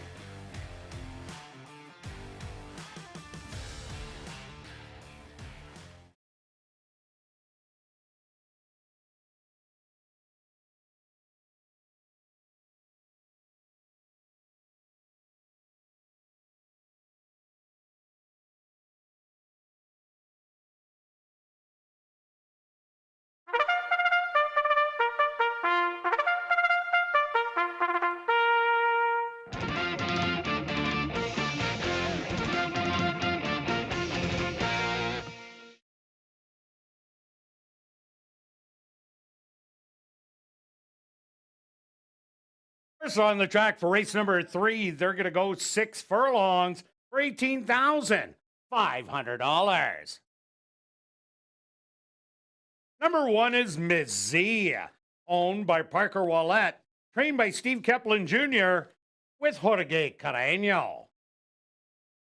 Number 2 is Texas Rain, owned by Murray Duncan and the estate of Gerald B. Stewart, trained by Murray Duncan with Fraser Abley. Number 3 is Otter Pop, owned by Bill Meikle and Wind Answer Stable, trained by Wendy Anderson with Demario Bino. Number 4 is McLean's Bella, owned by Jeff Jacobs, trained by Steve Keplin Jr. with Stanley Chady Jr.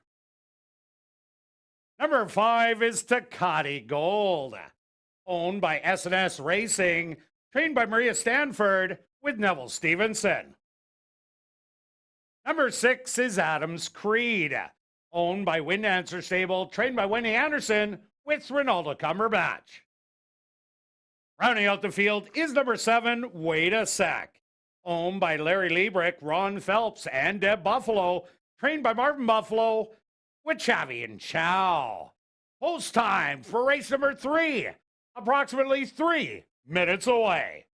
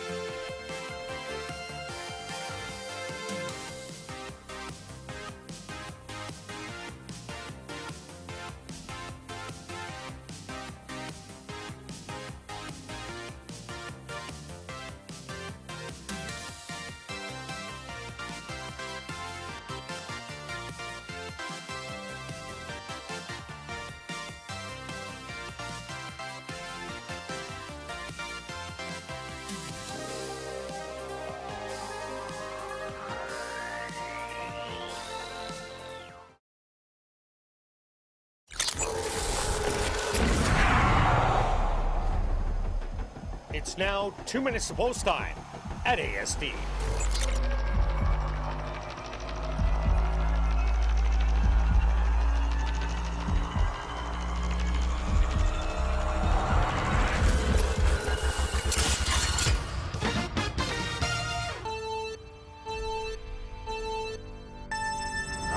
Very talented group of girls going 6 furlongs, highly competitive. You can just look at the odds board. I've landed on the 1. She's going to be going to the lead and see how far she can go. Fast early and hopefully hang on. Has the class, certainly can do that. Cuts back from a longer race. That's going to help her. Others to pay attention to is the 6. She's been running so well here at ASD. 4 for 4, first or second. Likes the distance. Should sit in about 3rd or 4th early and try to make a late run. And the last one is the 7 horse. She's already been stakes place, so you got to watch out for her. So let's go 1, 6, and 7. Kirt? I'm taking a shot on number 2, Texas Rain. Really woke up last time out. Only lost by a length and a half to Damn the Torpedoes, who is running well in this same kind of race. So I think the horse will be sitting right behind Miss Z and try and overtake it. This horse was stakes place last year. I also agree with number 6, Adams Creed. Had the lead late down the lane, but Damn the Torpedoes came flying on back to steal the win away. And number 1, Miss Z, she's the big threat to go wire to wire. 2, 6, and 1 for me. Good luck here in race 3.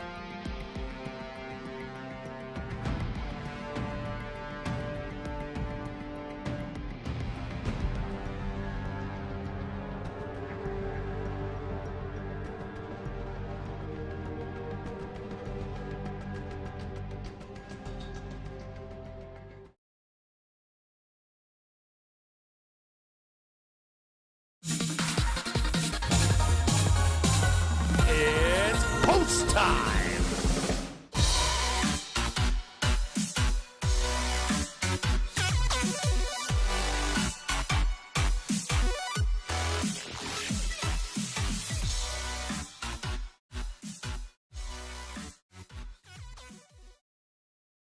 Z, the current 2-1 favorite, first into the starting gate.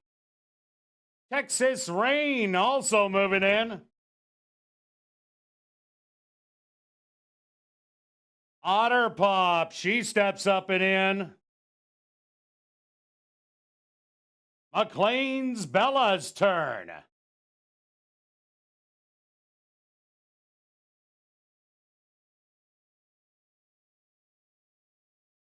The Caddy Gold walks right in.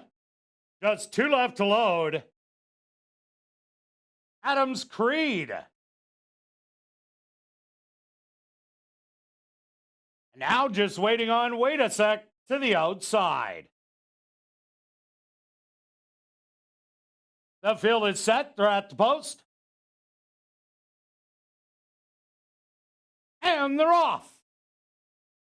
A little bit of a slow start for Miss Z.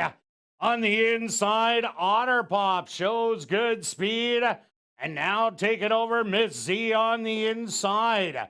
3 wide to Caddy Gold. wants a piece of the front end. A little trouble for Otter Pop there. Now it's faded back to last. Wait a sec, 3 wide in third. Moving up, Adams Creed in between horses. 2 more lengths back to Texas Rain and McLean's Bella, and well back to Otter Pop. 22-2 the opening quarter. Miss Z with the lead by a length. In between horses, Takati Gold making a 3 wide bid. Wait a sec, McLean's Bella pouring it on 4 wide. Adams Creed's looking for the railway. Texas Rain, 6 across the track at the head of the lane, taking advantage of the rail. Adams Creed behind that. Texas Rain to the far outside. McLean's Bella. Adams Creed with the lead. Texas Rain running out of ground. It's going to be Adams Creed. Texas Rain second best. McLean's Bella finishing third. Wait a sec. Rounds out your top 4. Ladies and gentlemen, please hold all tickets. A Stewart's inquiry into the running of race number 3.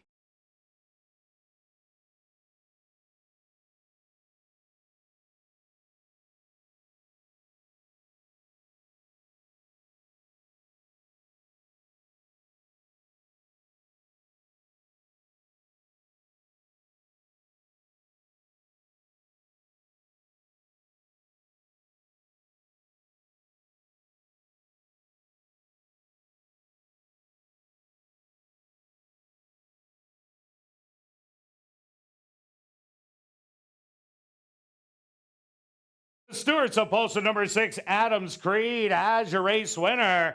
Second goes to number 2, Texas Rain. Third to number 4, McLean's Bella. And fourth to number 7, Wait a Sec. They went the opening quarter 22-2. The half 45-3. 5 furlongs, 59-1. Time for the 6 furlongs, 112-1.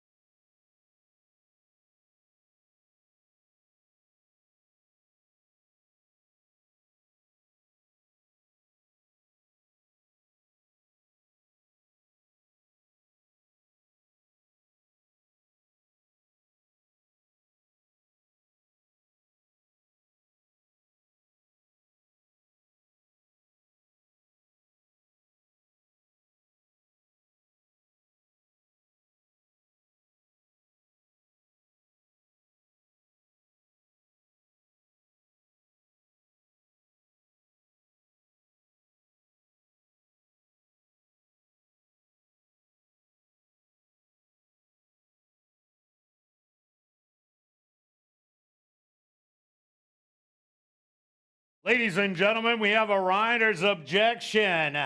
Here in race number 3, Mario Bino aboard number 3, Otter Pop, has claimed interference against number 1, Miss Z, and jockey Jorge Carreño. Rider's objection, 3-on-1. Now entering the winner's enclosure, the unofficial winner here in race 3, that's number 6, Adams Creed. Adams Creed is a chestnut filly, 4 years old, by Jimmy Creed, out of the mare categorized by Menifee. Owned by Windancer Stable, trained by Wendy Anderson, and ridden to unofficial victory by Ronaldo Cumberbatch. Time for the 6 furlongs, 112-1.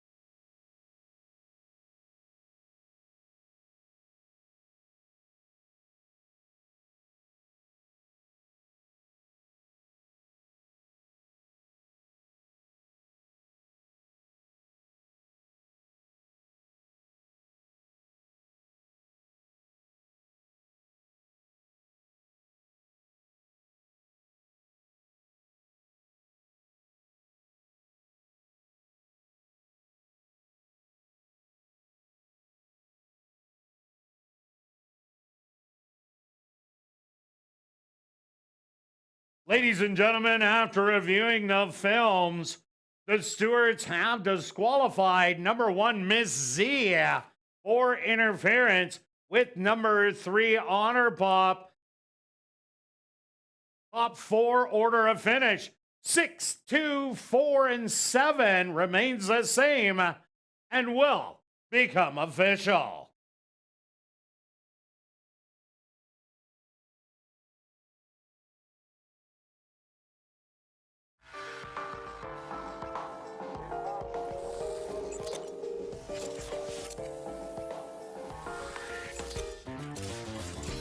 In the upcoming 4th race, kick it off, jackpot pick 5 wagering. Number 1, Bold Tricks will race with blinkers on. And scratch number 2, Can't Catch Me. We will carry on with the rest of the changes in this evening's pick 5. No changes in race 5. Turning your programs to race number 6. Number 6, Runaway Hurricane.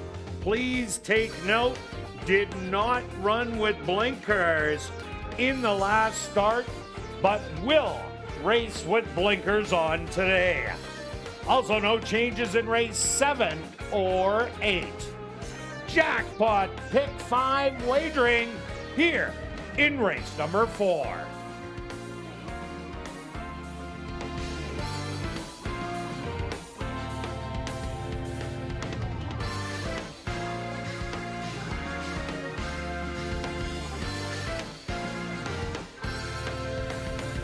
And just a reminder that if you're new to racing, to download the new Dark Horse Bets app. All new account signups receive a free $30 deposit to their account. The Dark Horse Bets app was designed for people new to horse racing, making wagering simple with smart picks predictions available for all races. Get your free $30 now by signing up for Dark Horse Bets. Just scan the QR code on the front of your program.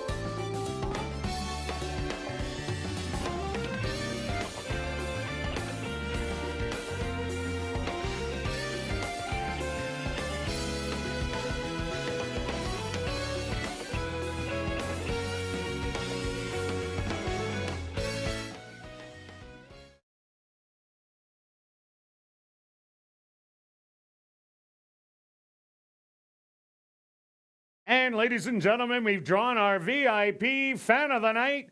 Congratulations goes out to Ken Waziuda. That's Ken Waziuda. Congratulations, you're our VIP Fan of the Night. Please report to guest services on the main floor, South End.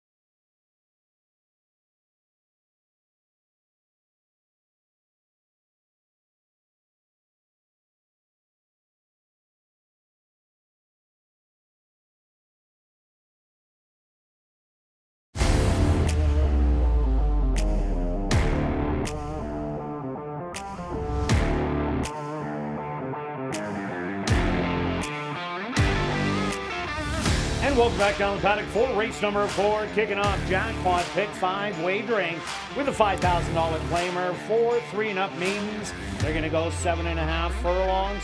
Number 1, Bold New Tricks, will run with blinkers on. And scratch number 2, Can't Catch Me. Quick look back at race number 3. Well, Stretch, Adams Creed did the exact same thing as last time. Took advantage of the rail, and that was golden and got the win. Yeah, that horse has been running so well all season long here at ASD. And like you said, had the lead last time, and this time there's just no Torpedo's horse.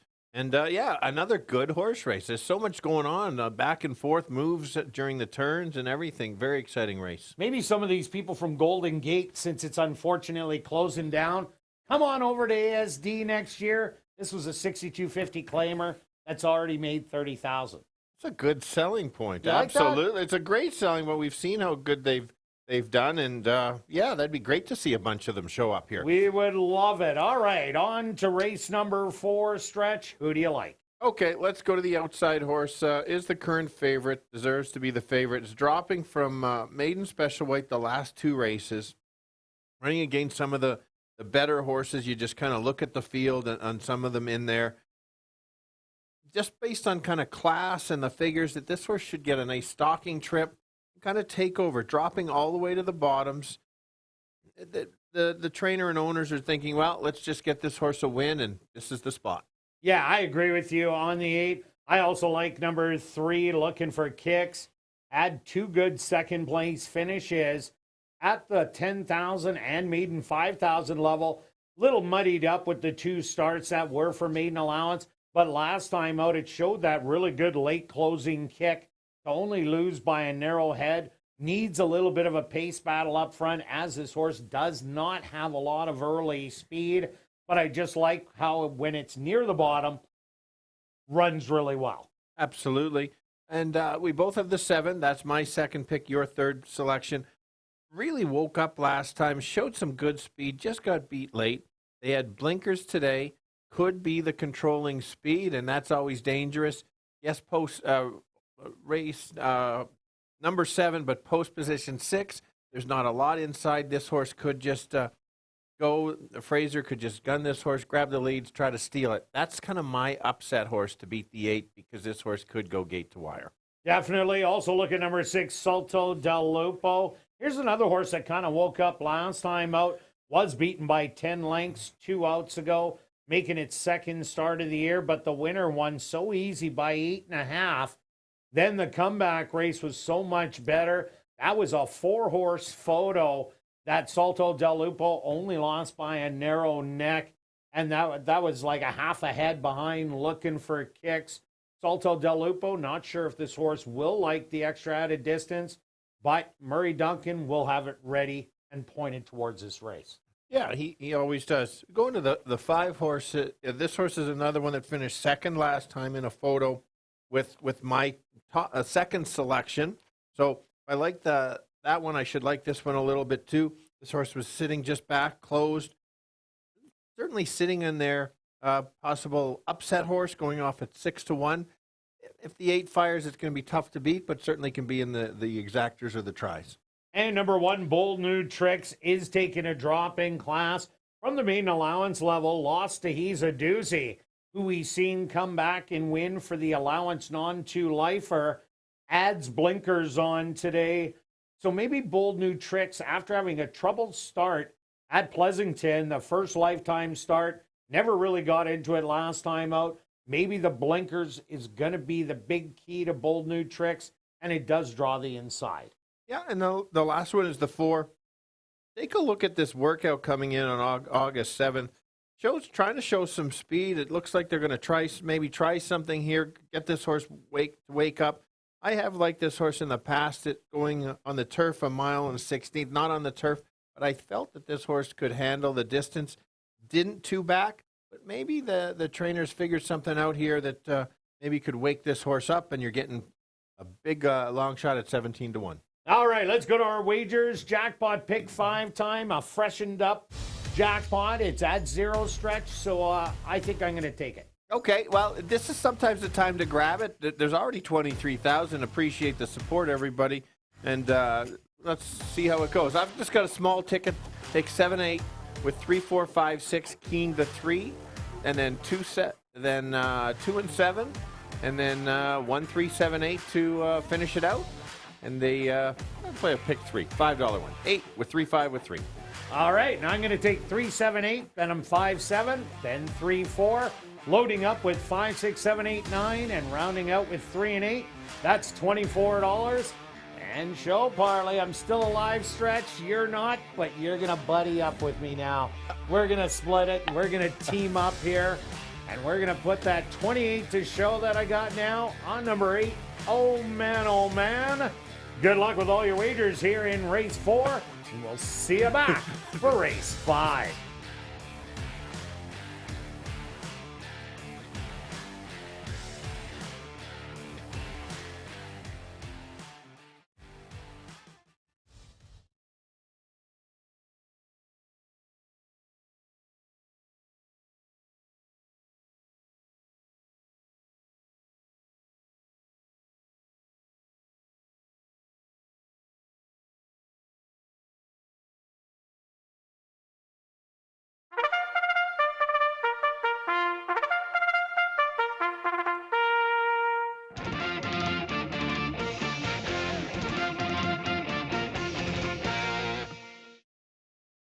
Back for race number 4, they're going to go 7.5 furlongs for $10,000. Number 1 is Bold New Tricks, owned and trained by Terry Cole with Tim Tarasenko. Number 2, Can't Catch Me, was scratched. Number 3 is Looking for Kicks, owned and trained by Shelley Brown with the Mario Bino. Number 4 is Move to Order, owned by Sean Morin and John Clement, trained by Sean Morin with Arthur Badu. Number 5 is Party at My Place, owned and trained by Shelley Brown with Antonio Whitehall. Number 6 is Salto del Lupo, owned by Murray Duncan and the estate of Gerald B. Stewart, trained by Murray Duncan with Stanley Shady Jr. Number 7 is Silicon Valley, owned by Arneson Farms, trained by Lise Pruitt with Fraser Abley.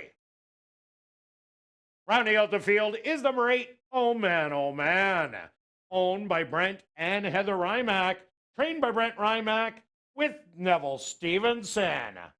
Post time for race number 4, approximately 3 minutes away.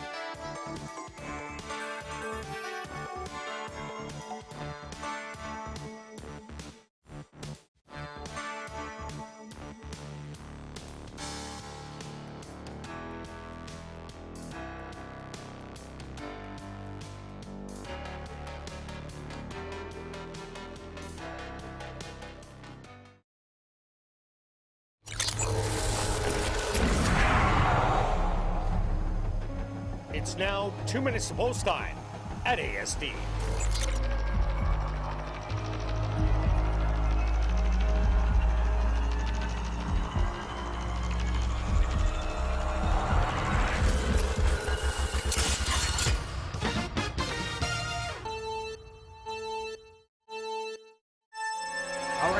6 boys, 1 girl going 7.5, all looking for their first lifetime win. Let's start on the outside. Number 8 has been racing tougher competition, now drops to a lesser level. Should be able to handle this But let's go start with that one. Who's the speed of the race? That's the 7. Adds blinkers. That usually gets the horse more focused and just kind of can keep going. Could try to steal it. You're getting 9-2, which is $11. And the other one that can close late, that's the 3. He'll sit back in the weeds and make a late run. Let's go 8, 7, and 3. Kirt. Stretch, I'm with you on Oh Man. Ran a big race 2 outs ago, going the same distance as 7.5. Last time out was beaten by He's a Doozy, who came back to win last night.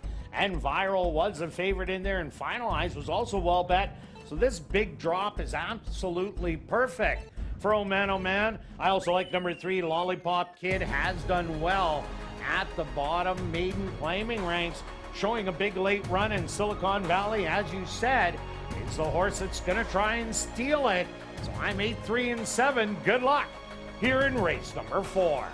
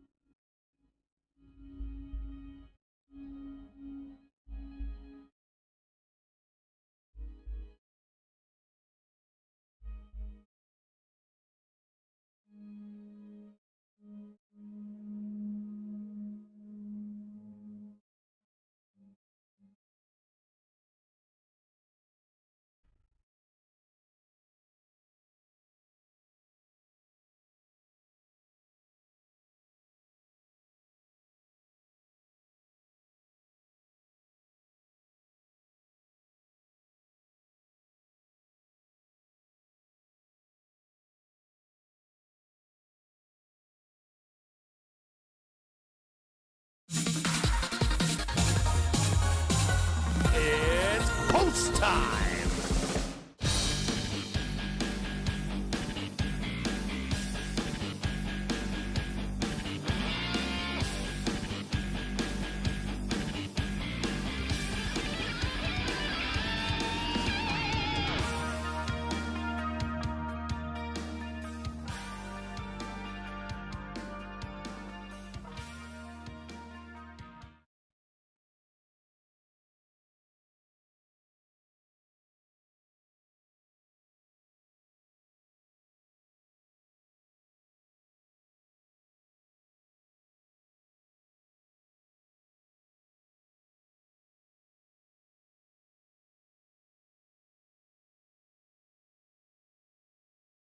Two tricks. The first one secured in the starting gate. Next up, looking for kicks. Move to order, ready to go in.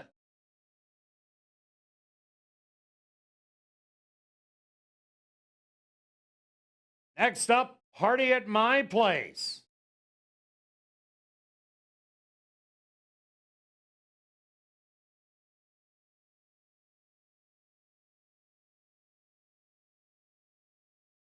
Here comes Salto Del Lupo.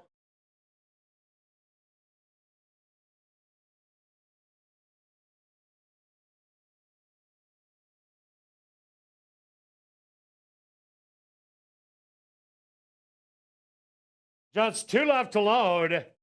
Silicon Valley.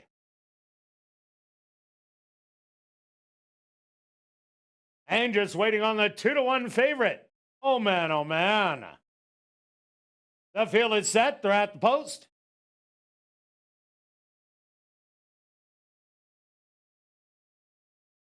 And they're off. Quickly from the inside, Bold New Tricks. Showing a little bit of early speed, as is Salto Del Lupo. These two sprint clear by a length and a half. Back in third, Party at My Place with Silicon Valley on the outside in fourth. Coming up the rail, that's Move to Order. Three more back to Oh Man, Oh Man. And your early trailer will be looking for kicks. About 8 lengths off the lead. The opening quarter, 24-1. And it's Salto Del Lupo and Bold New Tricks. These two. Salto Del Lupo now pulling away by a length and a half. Moving up in third. That's going to be Party at My Place. Move to Order. Moving right alongside. Oh man, starting to make a bold, wide move. Bold New Tricks, no more to offer. Looking for kicks is getting going. And Silicon Valley now the trailer. The half 48-4. Salto Del Lupo about to get a lot of company as he hits the head of the lane. It's still Salto Del Lupo. Move to Order. Trying to come up the inside to the outside. Oh man, but they're running out of ground. Salto Del Lupo digging in on the far outside. That's looking for kicks. Gets up in the final jump. Second goes to Salto Del Lupo. Third to Man Oh Man. And fourth, Move to Order.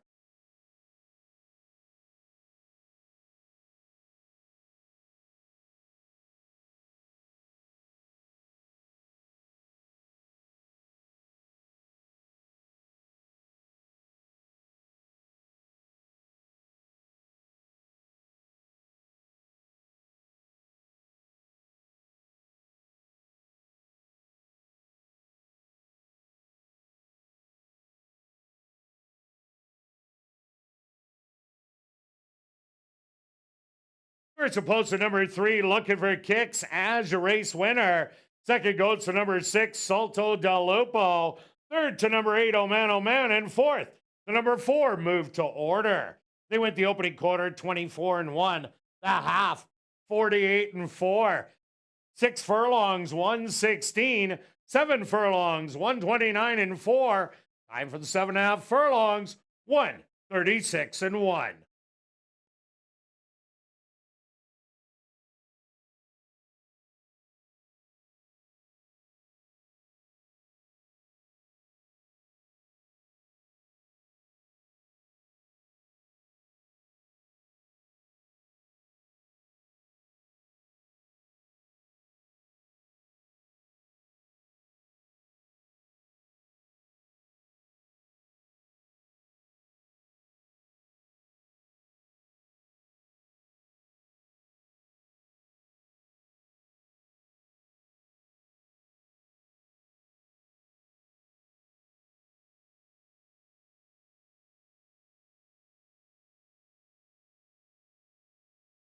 Entering the winner's enclosure, the unofficial winner here in race 4, that's number 3, looking for kicks.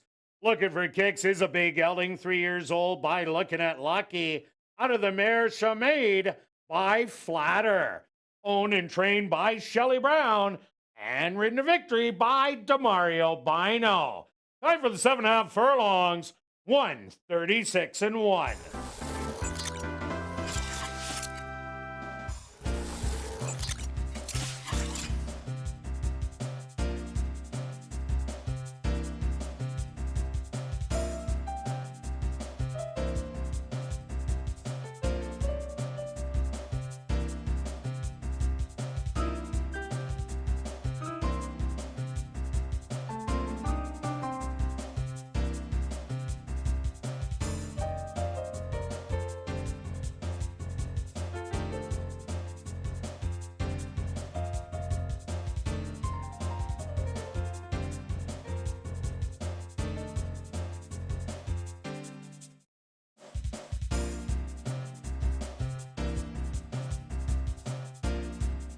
In the upcoming 5th race, kicking off $50,000 guaranteed pick 4 wagering, there are no changes.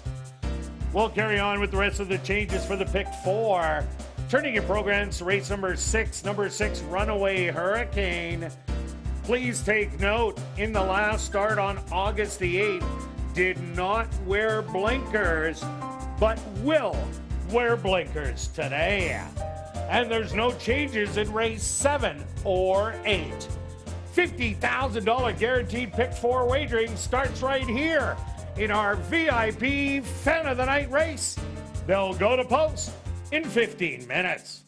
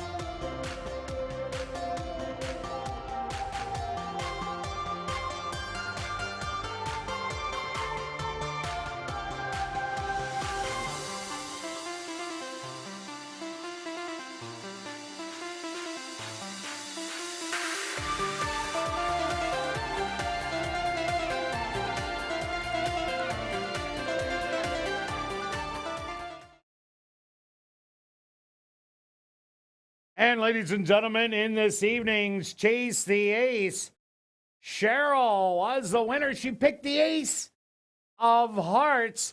So she got herself $132. And that ticket was purchased here at ASD. So still guaranteed at $5,000 in Winnipeg's ultimate Chase the Ace.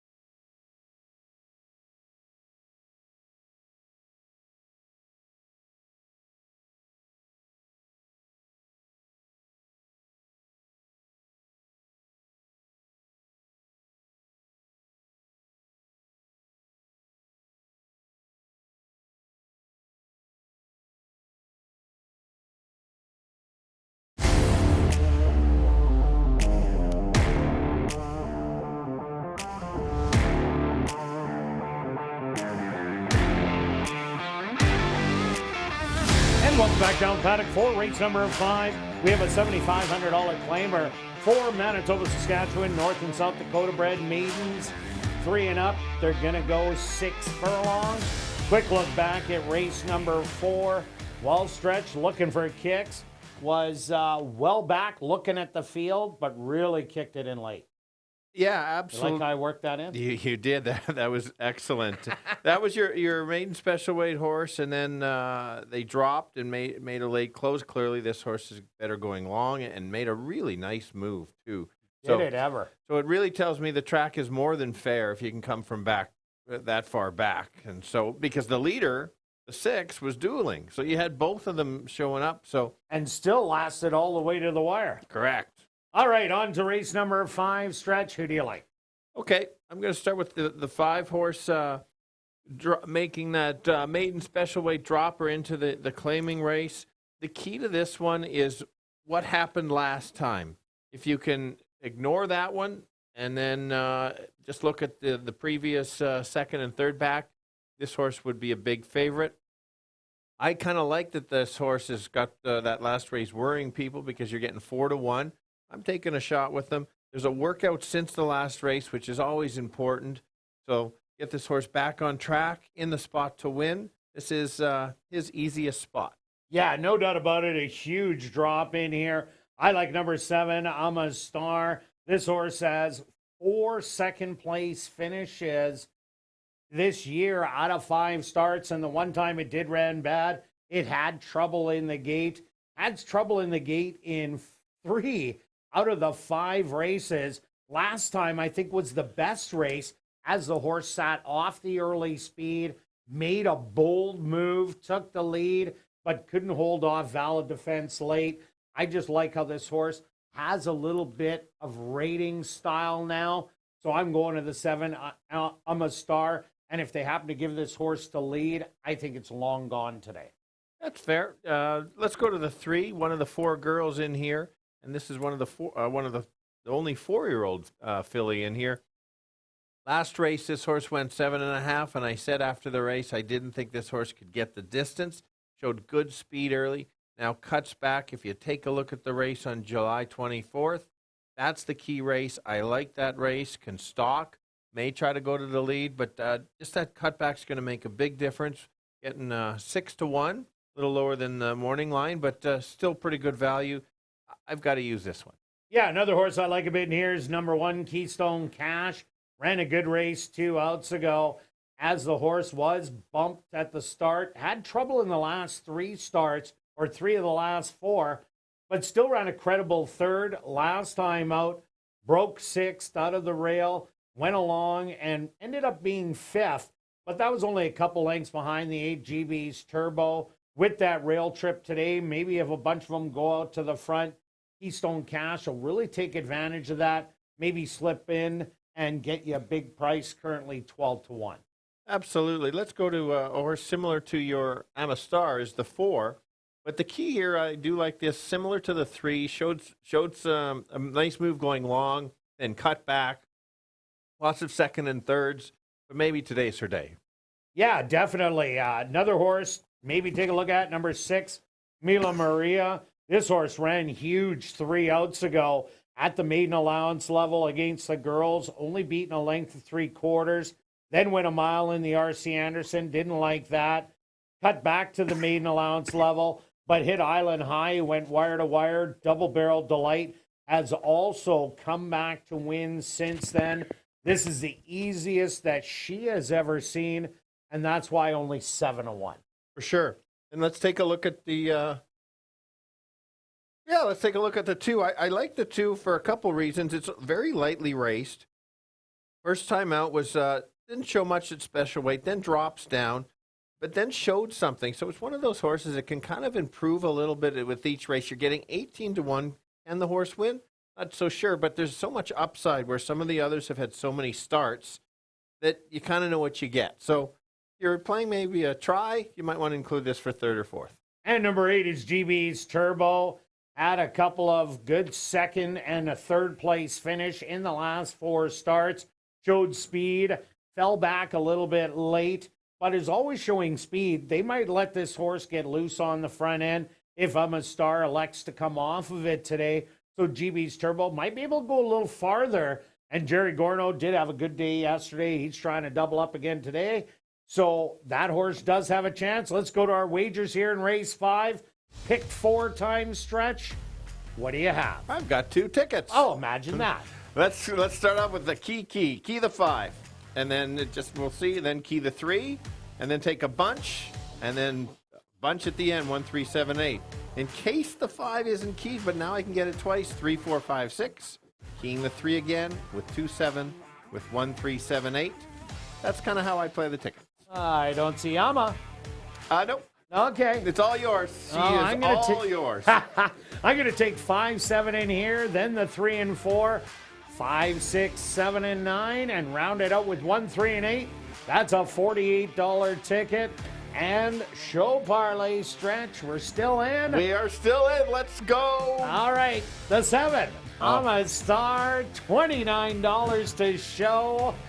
You're not liking that one, are you? I'm cheering for it. I sure hope you're cheering. We're partners. I'm You so got cheering it. for you. Good luck with all your wagers here in race 5, and we'll see you back for race 6.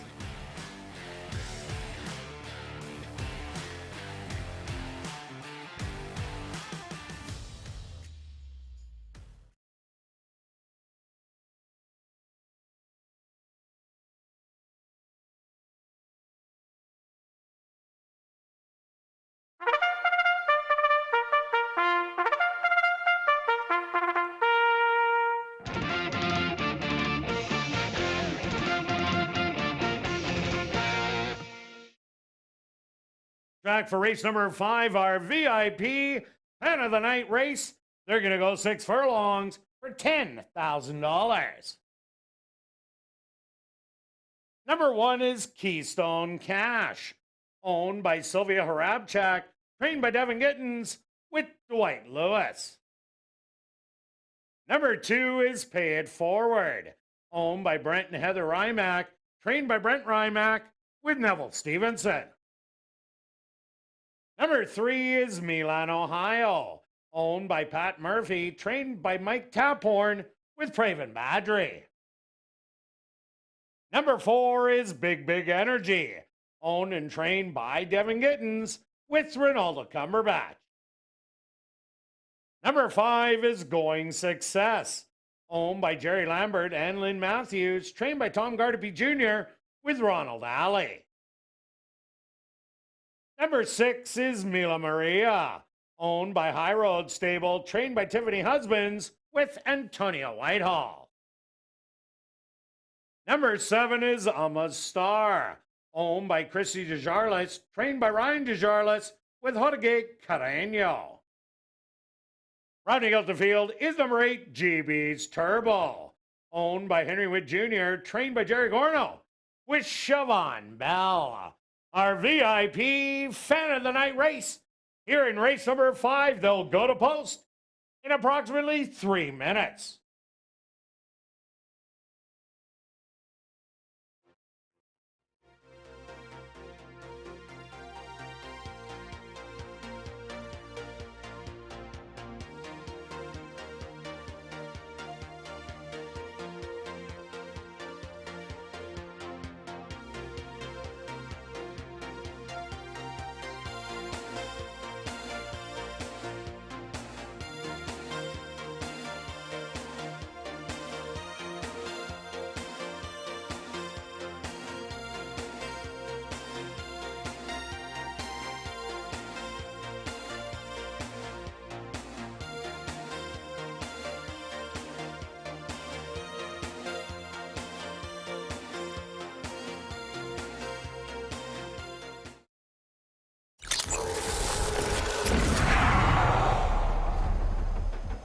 It's now 2 minutes to post time at ASD.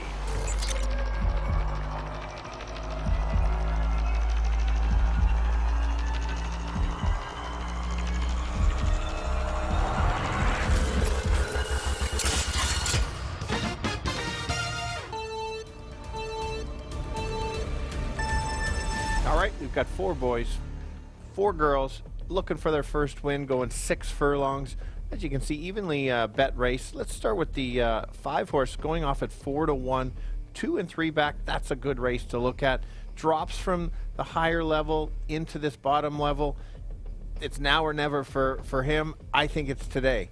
The other ones to consider, one of the girls in the race, that's the 3, cuts back from 7 furlongs. 2 back, that's a race that gets her to the winner's circle, sits, just takes over. And the last one, also another girl, that's the 4, same style. Let's hope it comes in. 5, 3, and 4. Kirt. I went to number 7, Almond Star. Has been running really well this year, 4 seconds in 5 starts, and a lot of troubled trips. Last time out, sat off the pace, made the big move, and caught late by a rallier. I think this horse will be forward and run big. I do like number 5, Going Success. Massive drop in this race, so has a big shot. And the 1, Keystone Cash. If a bunch of horses want to go to the front, this one just might sit on the rail and swoop them all late. I'm going to give you 7, 5, and 1. Good luck here in race 5.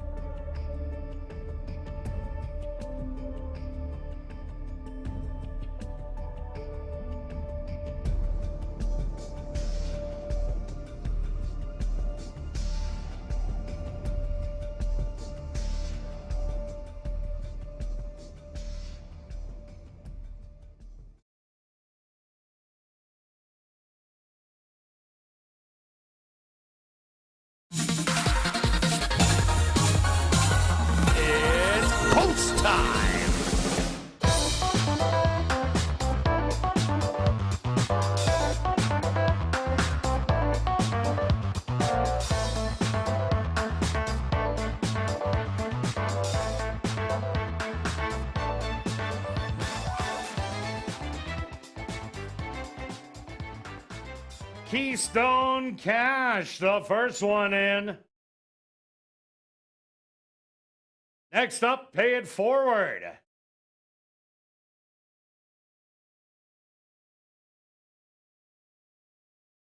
Milan, Ohio steps up and in.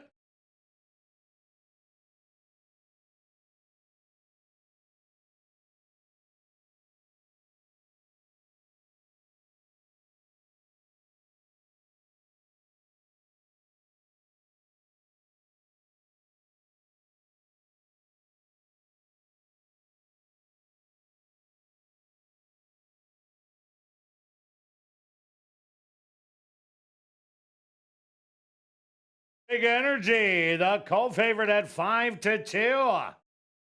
Gets help going in.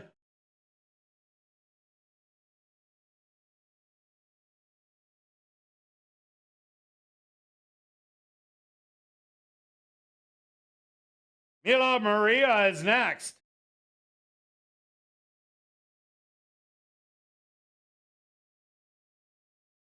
I'm a Star, another co-favorite. Now the second favorite at 5-2 goes in. 2 left to load. GB's Turbo.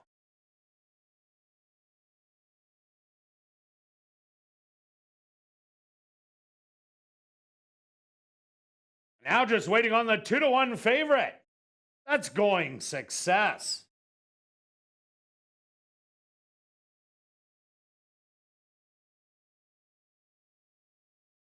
The field is set. They're at the post.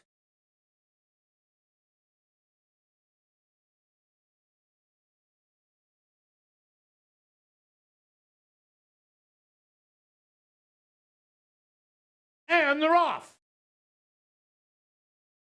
From the inside, Milan, Ohio, and Big Energy. They're going to show some early speed with Going Success. And I'm a Star all up close early. Settle back behind them, GB's Turbo on the rail, Pay It Forward. Then to the outside, it's going to be Mila Maria and the trailer, Keystone Cash. 22-4, the opening quarter. Milan, Ohio, and I'm a Star. I'm a Star now takes over by 3/4 of a length. Back to second, Milan, Ohio. In third, Big Energy with Going Success. Another length back, GB's Turbo. And then the trailers, Mila Maria, Keystone Cash, and Pay It Forward. They hit the head of the lane, 46-1, the half mile. And it's I'm a Star putting on a show today. He's up by 5 and drawing away at the 16th pole. This is all I'm a Star. Gonna win by 4. Big Energy in second. Very close for third between GB's Turbo and Going Success.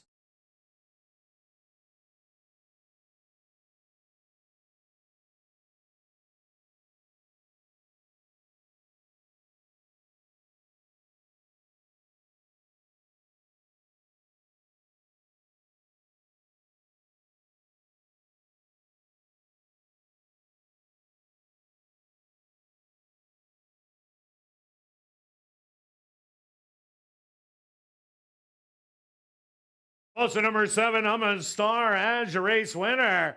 Second goes to number 4, Big Energy. A photograph has been called to determine the show position.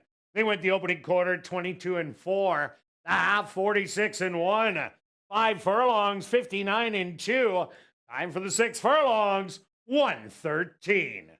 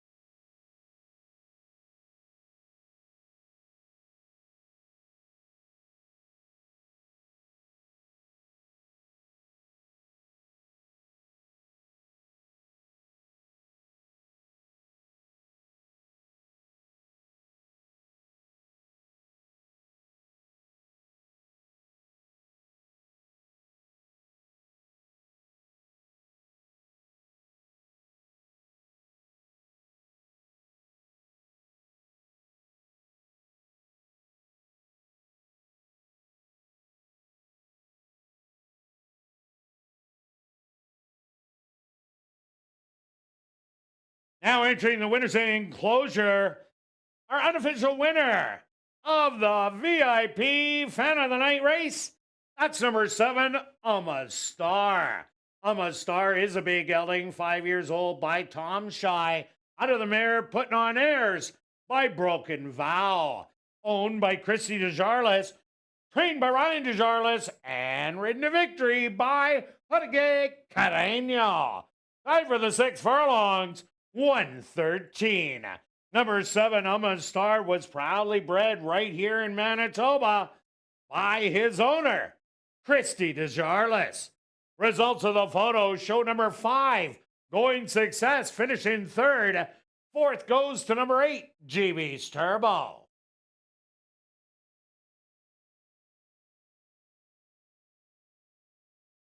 Race 5 is official in the upcoming 6th race. Number 6, Runaway Hurricane. Please take note that on August the 8th, Runaway Hurricane did not wear blinkers, but will run with blinkers on today. Kicking off the late pick 3. Here in race number 6, they'll go to post in 16 minutes.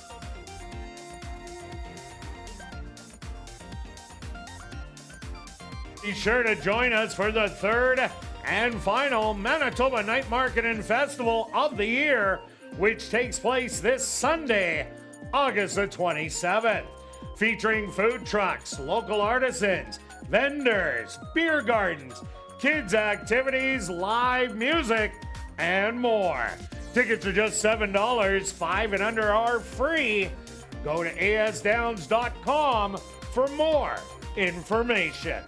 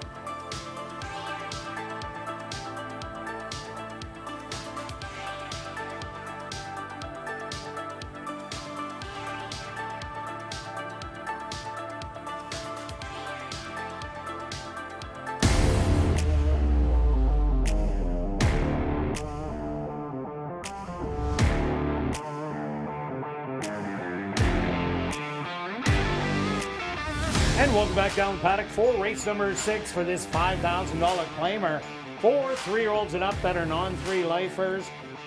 They're going to go 7 furlongs. Quick look back at race number 5. Well, Star sat on the front end, and jockey Jorge Carreno had him bent in half, and then he unleashed him, and there was no doubt that Star was going to win today. No, it was his day for sure. Never, on the back stretch and made that move. Nobody was making that kind of move. So, very good. Yeah, I'm surprised Going Success never had that kick. No. So maybe that last race had something to do with it. So let's go. Keep going. On to race number 6. All right. We both like the same selection here. Both going to the 3. Little surprised on the odds, but I'll take it. Yeah, on Terra Tattoo. Yeah, so we've seen various horses come off the pace, go to the lead. So I think it's just a fair track today. I think this horse drops from the 10 non-3 down to the 5. That is an absolutely big drop for our track doing that. Had to race against some of the better horses that were in conditions of the non-3. Doesn't have My Noah, who is competitive at the allowance level. And so maybe it went a little quick last time. 2 back, that was the race I was really impressed with. Yeah, that was a great race. And I like that 7 furlong race at Lone Star. Restricted 15 non-3, battled, and ended up running second in there. So I'm expecting a forward placing. I also like number 4, High Rise in the Peg. Huge race 3 outs ago. Lost by a narrow head when there was a speed duel on the front end and was bothered in the stretch. Then 2 outs ago, ran a good race again, but it was 5.5 furlongs, a little short. Last time out, another really good race. My Noah was just so much the best at 1 to 5, and St. Pio was knocking on the door. But High Rise in the Peg will not figure in the speed here, but I think won't be that far away and should run big also on the drop. Yeah, very key. 2 was my second selection as the current favorite, which I am a little surprised on. Myself too. Now, this horse has been in the claiming game, claimed the last 3 races. Mike Taphorn claims this horse back from a couple back. So that's always a good sign. And you claim the horse, doesn't win the condition, you get to keep this condition. So that's ideal. Horse has been right there. The last 2 times, it's been speed horses that have got away on this horse. So if the speed backs up, this horse certainly has a shot in there. It's certainly a strong place or show bet for me. Just a matter of how the race sets up for him. And number 5, Rigged Right, ran a really good race in the last 2. Lost to Tecate Gold 2 outs ago as she was long gone on the front end. The horse that ran 3rd also came back to win. And then Rigged Right went right to the front end, made quick work of that field. Jumps up to this non-3, but there's a lot more speed in here with Terra Tattoo and Moro Outlaw. Rigged Right, you might see come off the pace today. Yeah, I think so. That horse just was stalking and then kind of took over. Let's go to the 6 as your pick in there. I don't mind this horse, especially if you think the speed is going to back up. This horse is a true closer. Has already won 1 race this year. It seems to be in the money quite a bit, especially going long. Should get the trip. We've seen the closers from the back going the distance. That's how this horse is going to be there. And just remember, it did not wear blinkers in its last start. And the blinkers are put back on today. Also look at number 1, LL Cool Gray. This is one of the girls against the boys. Was in a 4,000 non-winners of 4 lifer event against Liaison Tune and Bluegrass Soul. They ran around the racetrack together. But this horse likes going a route of ground. That's why it's in this 7 furlong race. This one, I think, will show a bit of speed, but not contending speed. Stalking speed, and we've been seeing the girls beat up on the boys, especially in the last couple of months. So definitely don't throw this one out at 11-1. Yeah, especially not using that angle. Let's take a look at the 8. This is one of your the horses that wins at a price. You look at the 2 races last year. One was just over 10-1. One was just under 10-1. You're getting 13-1. Just when you think this horse isn't going to be there, it wakes up. Same kind of thing. This is another closer. So again, needs the trip. It can't get hung out too wide and usually makes a late move. Great horse to include in your tries and supers because he seems to pick up the pieces late. And take a look at number 7, Uncle Mo's Cat. Hasn't been doing anything this year at all. but they're making a little adjustment, tongue tie off. We'll see if that does make the difference. This horse did run a good second at the first level allowance to end off the campaign in 2022. If it runs that same kind of race, you got to watch out Uncle Mo's Cat. You're going to get rewarded at 10-1. All right, let's go to our wagers here in race number 6. Stretch, what do you have? Okay, there's my pick 3, but that pick 3 was planned if I was alive in the pick 4, which thank you everybody for jumping in. Over almost 120,000. You've got my money already. Thanks, Stretch. You are welcome. Change it up, Beth. Oh, change alert for Stretch. Yeah, 48 win. Instead of the pick 3, I'm out. So it's 48 to win on 3, which is my key in the pick 4. So I like to do it that angle. Yeah, for sure. And you're getting odds at 7-2. Correct. I'm going after the triactor. I'm using the 2 droppers, 3-4, 3-4, and I'm adding in 2, 5, and 6, a $1 ticket, $6. I got a $4 one for 24. And we're still alive, Stretch, in the show parlay. I knew you had a great pick. That's why I was cheering for you the whole way. Yes, I heard you saying all the way along. So here, now we're up to $38. Let's put it on your 3-horse. Oh, interesting. We're going to call it your 3-horse, just in case it loses. No, yeah, I really like this I know horse where that's also. going, yes. So $38 a show on number 3, Moro Outlaw. Good luck with all your wagers here in race 6. We'll see you back for race 7. Classic high five wagering with that carryover of over $5,500.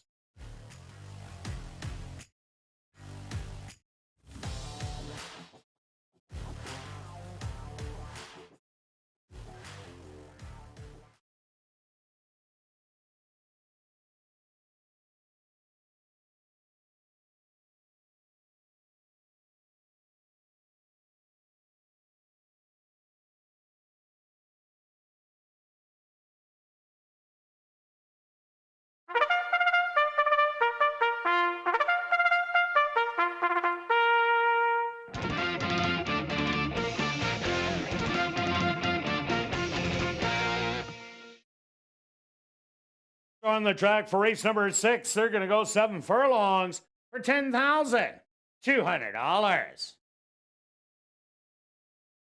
Number 1 is LL Cool Gray, owned by Wind Answer Stable, trained by Wendy Anderson with Jorge Carreño.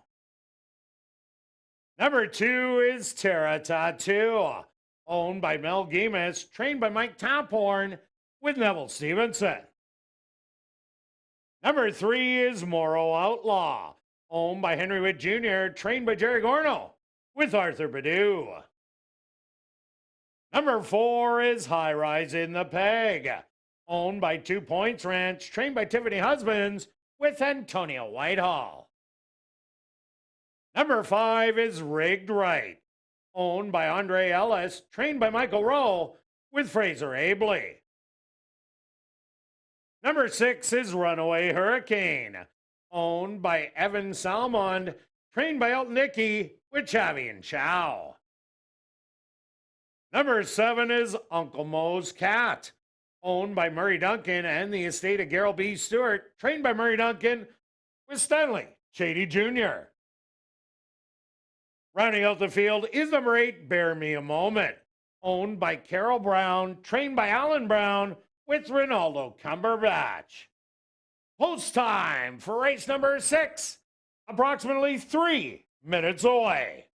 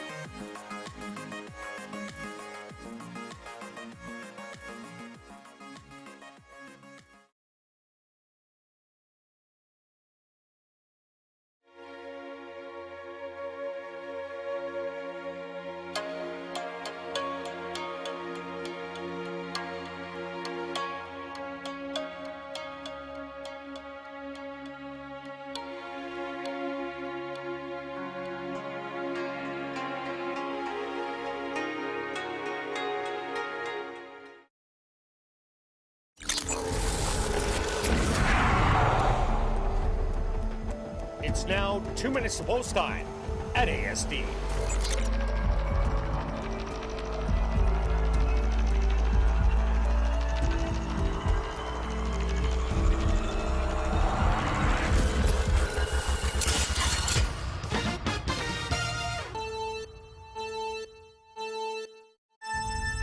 All right, we've got 7 boys, 1 girl, going 7 furlongs, most of them looking for their 3rd win in this one. Let's go to the 3. I think this horse has the potential to go right to the lead and just keep going. Dropping in class, that's a big angle too. He controls it early, it'd be very tough late. Who else to take a look at? Some of the closers. The 2's going to be sitting just behind the 3 and try to make a late run. Has a bunch of seconds, but has the talent to take the 3 late. And the last one at 4-1, that's the 4 horse, also dropping in class with a trainer change. Might want to consider that one too. Let's go 3, 2, and 4. Kirt? So I'm with you on number 3, Moral Outlaw, taking the drop from 10,000 to 5,000. Has run the distance before and run a really game second. I'm expecting him to try and steal it. I do like also number 4, High Rise in the Peg. That is another dropper in here that is running really well as of late. And I'm going to round it out with number 6, Runaway Hurricane. No blinkers last time. Blinkers on today. I think that'll help the late closing. So I'm taking 3, 4, and 6. Good luck here in race 6.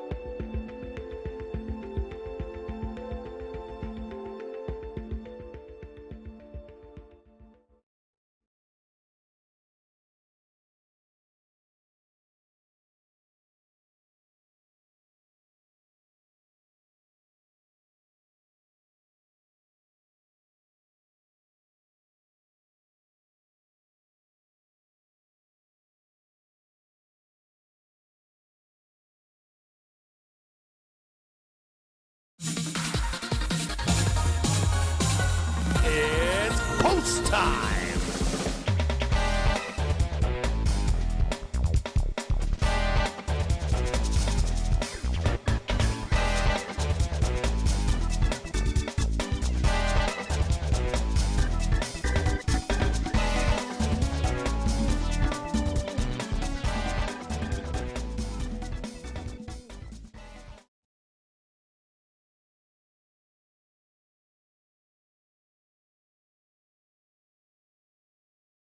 Cool Gray, the lone filly in the field, enters the starting gate. Next in, the 3-2 favorite, Terra Tattoo. Moral Outlaw now steps out and in. High Rise in the Peg is next.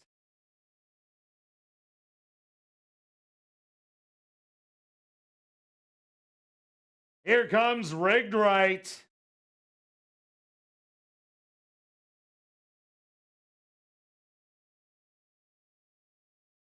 Runaway Hurricane walks up and in. Just 2 left to load. Uncle Mo's Cat.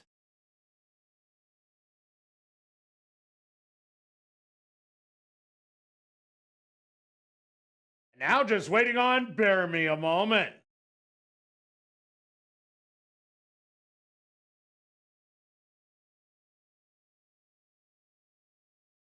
The field is set. They're at the post.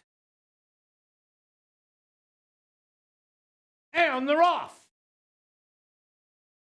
Quickly from the inside, Morrow Outlaw gets the early lead by about a half a length. Pressing on the outside, that's going to be rigged right. In behind, sitting is Terra Tattoo. 3 wide, Uncle Moe's Cat. Couple more lengths back. That's going to be Bear Me a Moment. In between horses, Runaway Hurricane. And another length. Second to last is going to be High Rise in the Peg and LL Cool Gray. You can see them all. 24 seconds, the opening quarter. And Rig Right with the lead. But coming back at him, that's Morrow Outlaw. Terra Tattoo sitting on the rail in third. Outside in fourth, Uncle Moe's Cat. On the outside, Runaway Hurricane. Rallying with High Rise in the Peg. Then it's Bear Me a Moment and LL Cool Gray. 47 3, a hot half mile. They hit the head of the lane. It's Rig Right on the inside. Morrow Outlaw. These two battling it out. Terra Tattoo on the outside, trying to swoop them all. It's Terra Tattoo on the outside, rigged right, but Terra Tattoo is going to take it. Second best is rigged right. Third's going to be Morrow Outlaw. And fourth, Runaway Hurricane.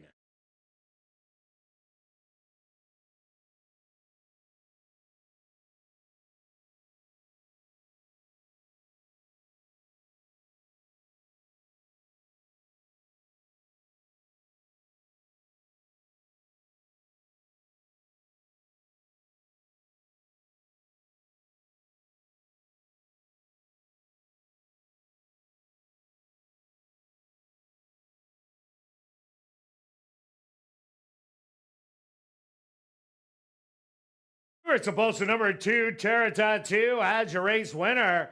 Second goes to number 5, Rigged Right. Third to number 3, Morrow Outlaw. And fourth, number 6, Runaway Hurricane. They went the opening quarter 24 seconds. The half 47 3. 6 furlongs, 113 3. Time for the 7 furlongs, 127 1.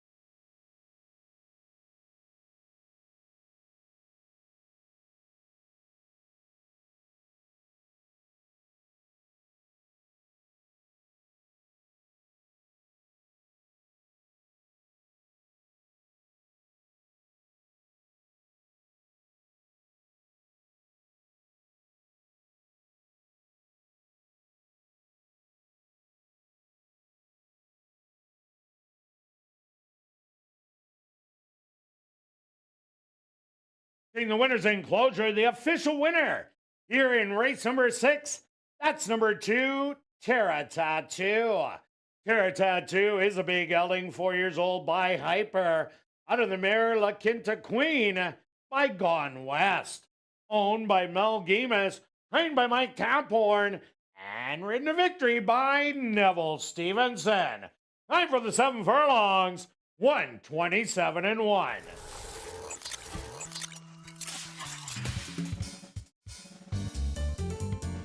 Six is official in the upcoming 7th race.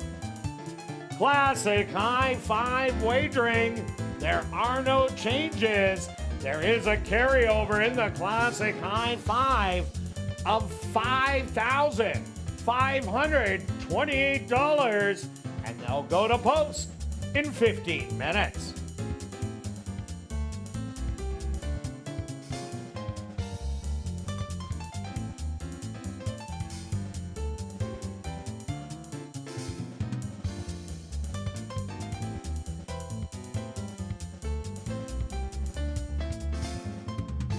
You new to Assiniboia Downs? Then check out the 140 VLTs on the second level. They're open all day, every day from 10 a.m. to 1 a.m.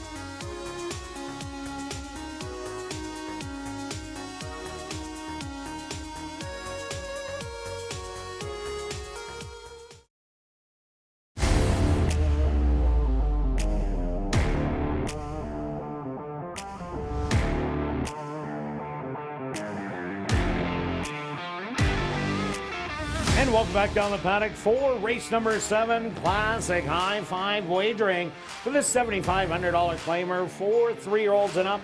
They're going to go 6 furlongs. Quick look back at race number 6. Well-stretched Terra Tattoo. Everybody loved it, but us. Yeah, we did not get the memo. No, we missed that memo. Good for everybody. That had the most live tickets in the pick 4, which was interesting, and it took the early money. Great ride by Neville, sat behind. We had a duel in front. Interesting. I thought it was a good ride on the 3 just to get out of the duel and try to come back on, and looked like he was going to make a move, but just fell short. Good race. Here we go. On to race number 7. This is a great betting race. It is a great betting race. As you can see, the 7 is the small favorite at 5-2, which is $7. That's my top selection. Liked how this horse ran last time. Just literally ran out of ground in that race in a very fast time. It was running on, I guess you could say, a pavement or a runway last time with that variant. But the horse wasn't going to beat Not Afraid because it was a speed-holding track. He was 3.5 lengths better than the rest of the field, and just, like I said, ran out of ground. If we ran 6.5 furlongs, I think he would have won, but they don't. Yeah, no doubt about that. I went to number 6, Toil and Trouble. I think there's speed on the inside, at least a lot of route speed with the 2, 3, and 4. Toil and Trouble has only run 4 times, ran a second at the first level allowance, crushed them at the 10-on-3 last time out, went a mile and ran into Manitoba, the Derby winner, and Gallon Oak back to win and run second at the second level allowance, which was way tougher. So Toil and Trouble now cuts back to its best distance. And this horse getting great odds at 6-1. Yep, no, a good sleeper pick in there. I went to the 2 as my second selection. Dropped and popped, as I like to say, stretched out, just took over in the class. If you go back and look where this horse had been running against some tougher horses in here, this horse has the potential to get the lead if nobody else goes. This horse, if not on the lead, will be forwardly placed and stalk, take a move, and a 10-1, I think, is a big overlay. Yeah, another horse to look at, number 5, Old Trafford. Another horse coming by way of Chippewa Downs and Fargo, and previously Fawner. This horse won back-to-back races at Chippewa Downs, then went in the Sprint Stake, and got beat by 16 lengths. It looks terrible. The horse that ran second, Sir Deputy, won a first-level allowance here early on, wire to wire. And that horse, Time Machine, that won, that was a horse from Prairie Meadows, a $25,000 claimer that recently ran second, beating a nose, going a mile. And that was in a handicap, $35,000. So Old Trafford, this horse definitely, I think, fits in here, and currently 9-1. This is my bomber of the day. For sure, good research on that. That's the difference of how you can find some long shots.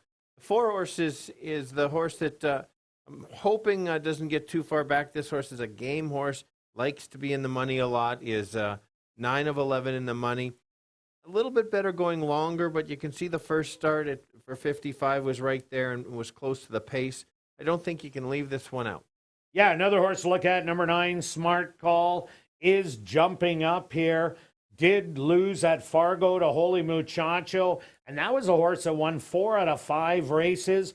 The horse that ran behind it, Behaving Myself, won for Wide Open 5,500. Smart Call won its first race and powered down the lane, beating Mia's Majesty, who was loose speed that day, is jumping up to this $7,500 level.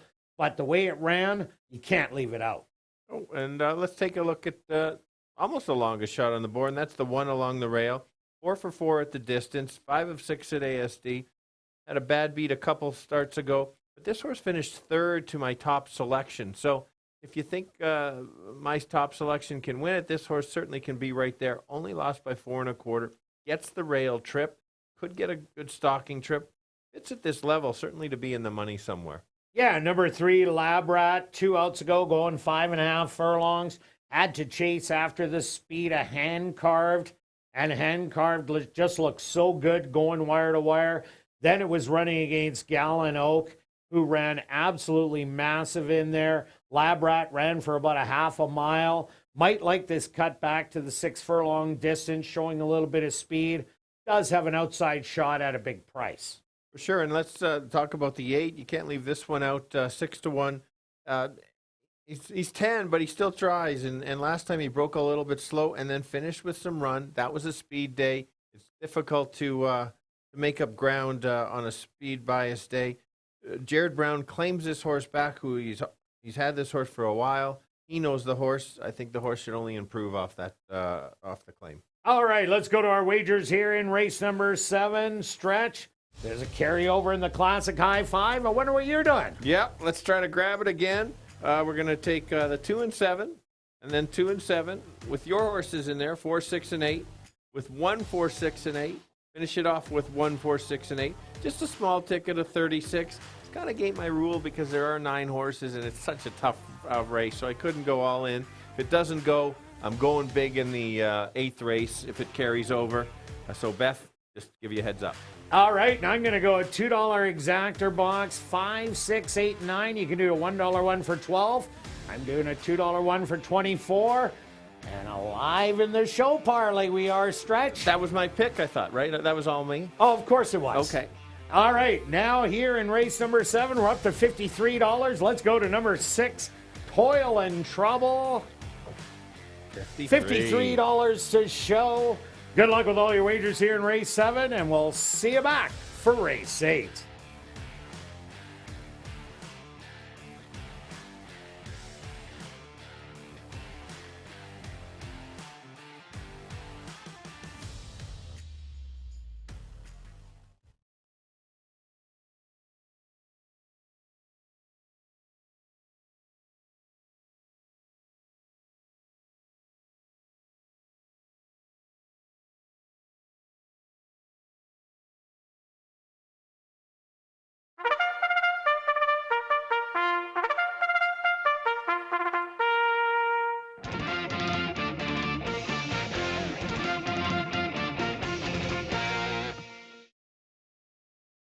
Back for race number 7, they're going to go 6 furlongs for $14,800. Number 1 is Lucky Luke, owned and trained by Don Senebald with Siobhan Bell. Number 2 is House Limit, owned by Kenneth Lee Gardepy, trained by Tom Gardepy Jr. with Praven Badry. Number 3 is Lab Rat, owned by Henry Witt Jr., trained by Jerry Gorno with Stanley J.D. Jr. Number 4 is Rail Splitter, owned by My Three Nieces stable, trained by Mike Taphorn with Ronald Alley. Number 5 is Old Trafford, owned by Leland Cavanaugh, trained by Mike Taphorn with Neville Stevenson. Number 6 is Toil and Trouble, owned by Pink Cloud Racing, Ron Wiley, and Tony Tweed, trained by Devin Gittins with Ronaldo Cumberbatch. Number 7 is Last Renegade, owned by Wendy Anderson and Keith Wright, trained by Wendy Anderson with Demario Bino. Number 8 is Marquee Well, owned by Jared Brown and Lucky 8 stable, trained by Jared Brown with Antonio Whitehall. Running out the field is number 9, Smart Call, owned by Steve Kaplan Sr., trained by Steve Kaplan Jr. with Fraser Abley. Classic High Five wagering here in race number 7. They'll go to post in approximately 3 minutes.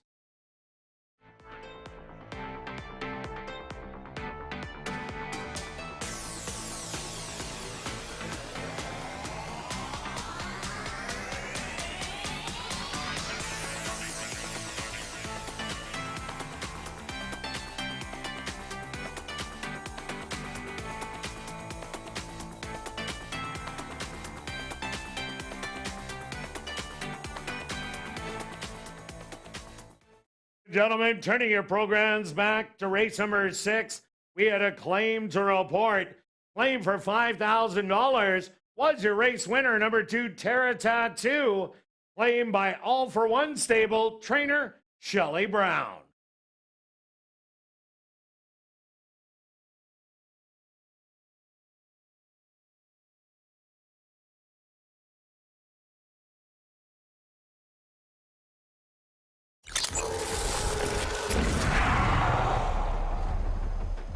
It's now 2 minutes to post time at ASD.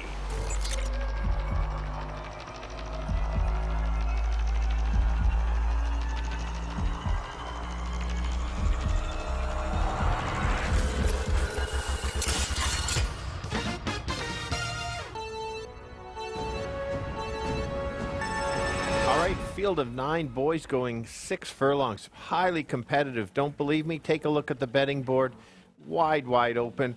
Tricky to figure out a winner. Let's go to the 7 as my top selection. Liked him last time. Finished so good in his last start. Was closing late. Ran out of ground. Gets the same trip.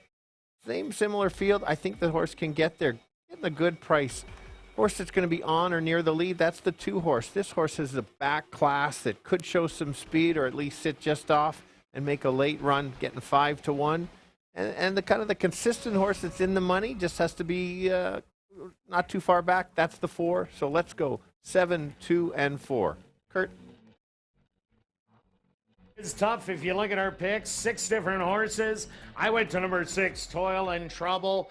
2 outs ago, this horse ran huge in the non-3 lifer, beating up on him easily. Then hit a first level allowance going a route of ground where both horses came back to win. I also like number 5, Old Trafford. This horse will be forward in the pace and does like winning. And the 9, Smart Call, ran absolutely huge at a lower level, but did it so easily. This jump up shouldn't be a problem. I'm going to give you 6, 5, and 9. Good luck here in race 7.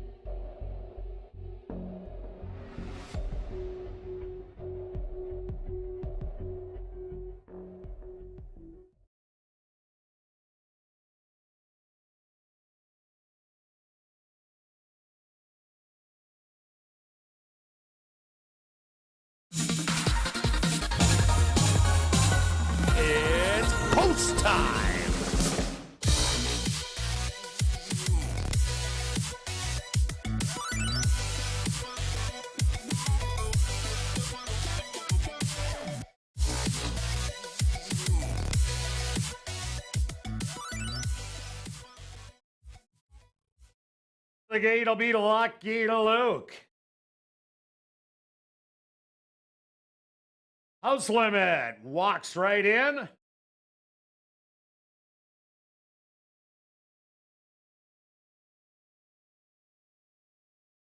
Next up, Lab Rat.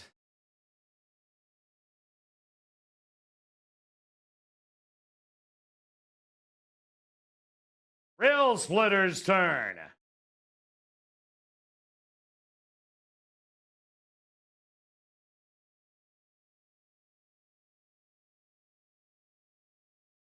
Old Trafford set to move in.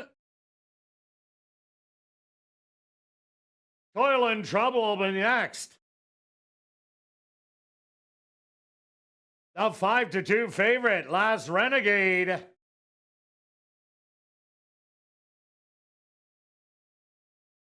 Just 2 left to load. Marquee Well.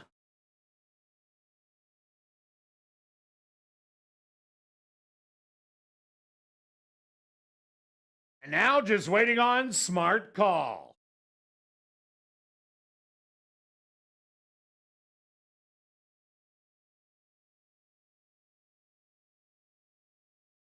The field is set. They're at the post.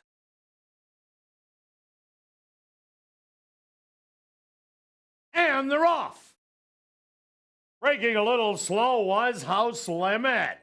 From the inside, Lucky Luke was away well with Lab Rat. In between horses. Settled back in third. That's Old Trafford.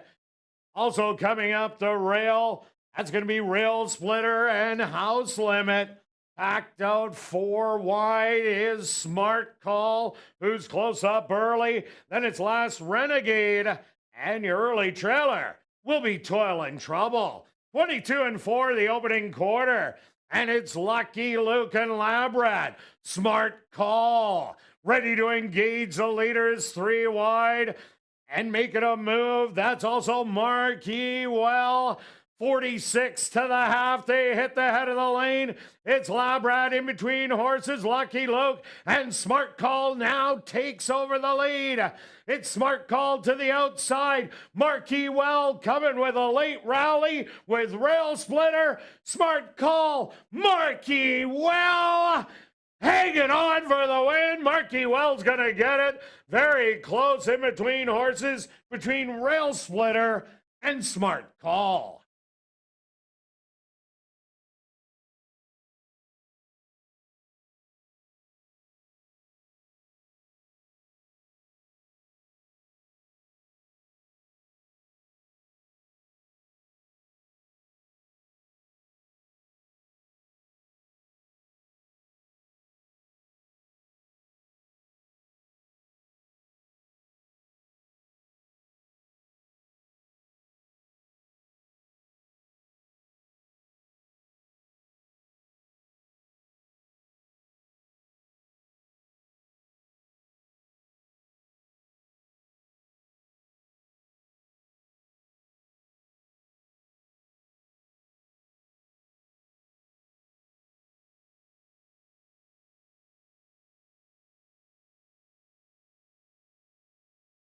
Posted number 8, Marquee Well, as your race winner.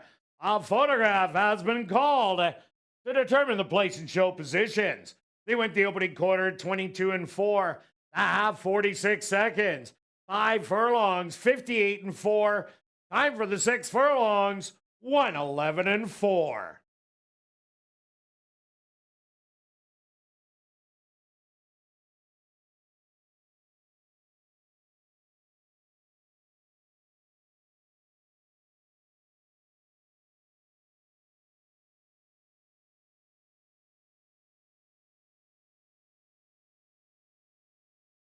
There's also the photo, show number 4, Rail Splitter. Finishing second. Third goes to number 9, Smart Call. Fourth to number 7, Last Renegade. And fifth to number 5, Old Trafford.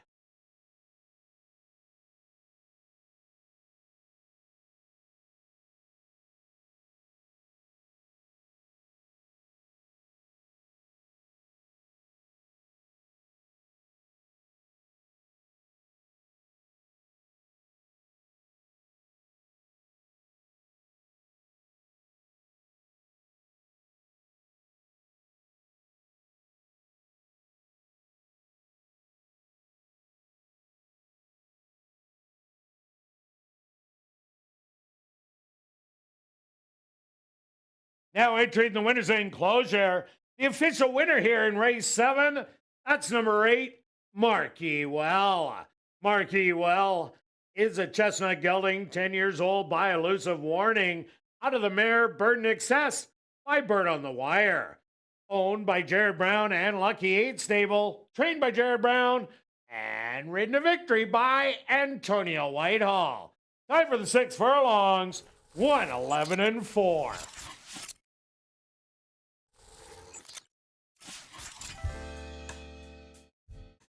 6 is official in the upcoming 8th race. Classic High Five wagering once again with a carryover of over $11,635. There are no changes. Classic High Five wagering, they'll go to post in 14 minutes.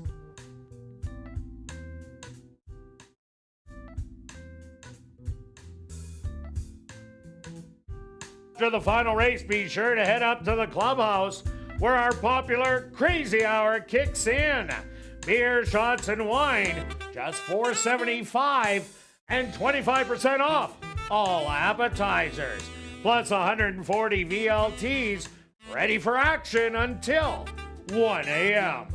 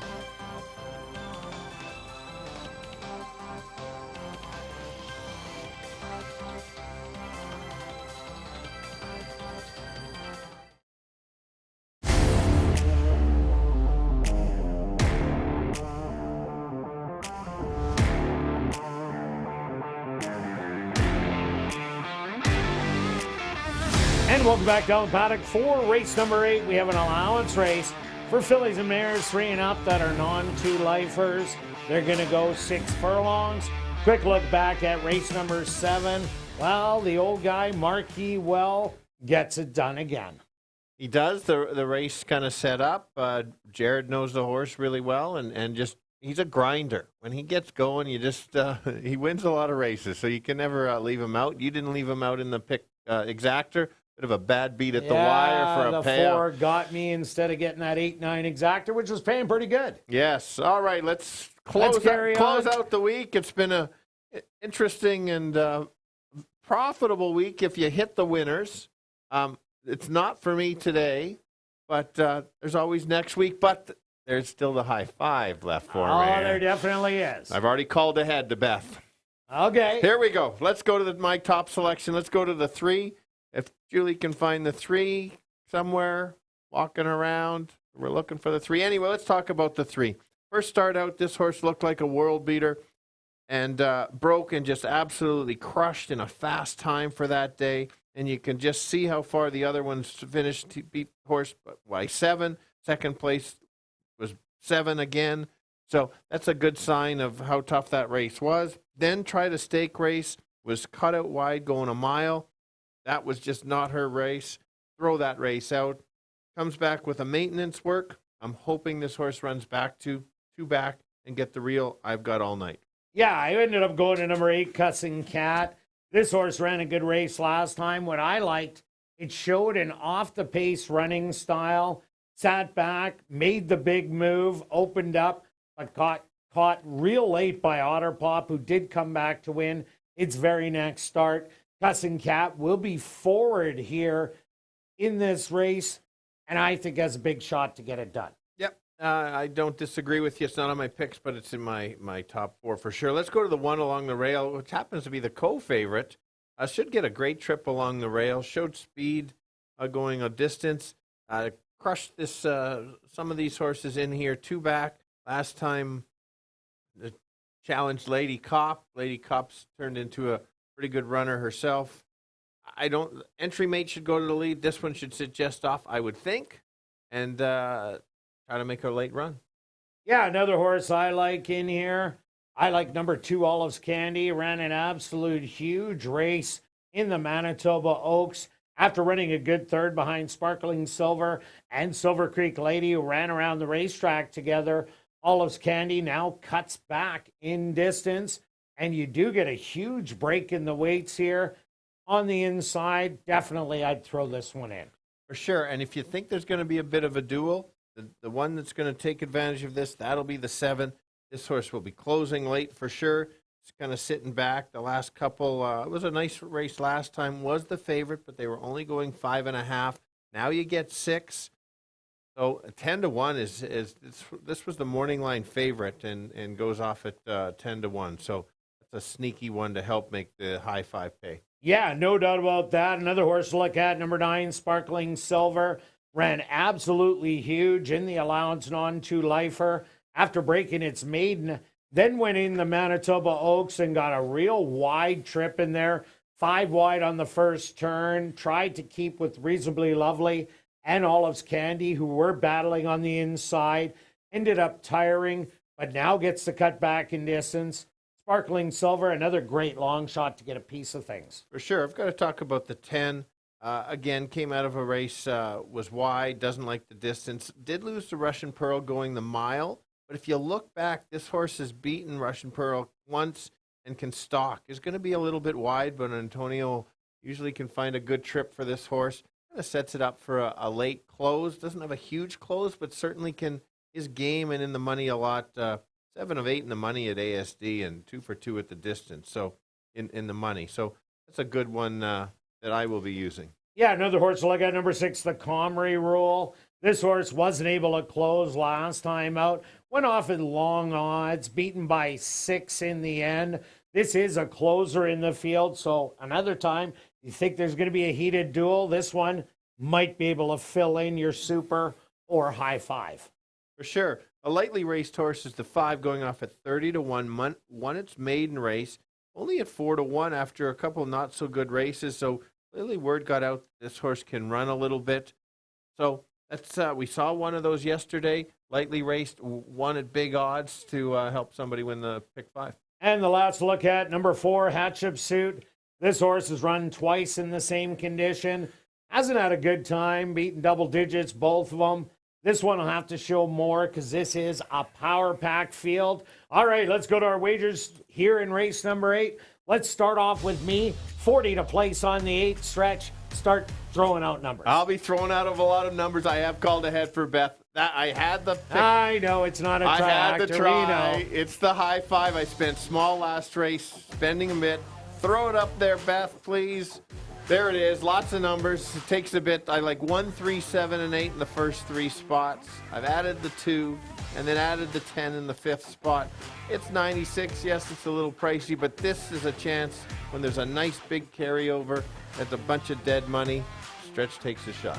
All right, good luck with all your wagers here in race number 8.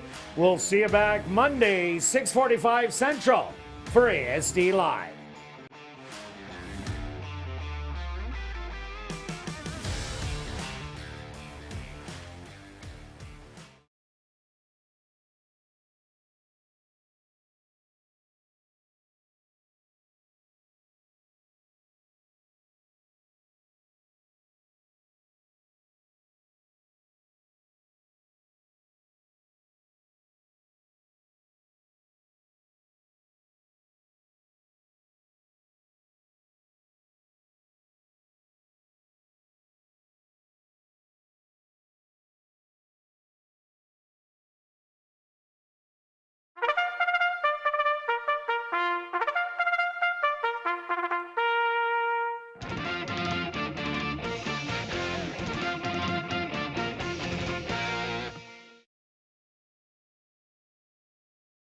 Back for race number 8, they're going to go 6 furlongs for $18,000.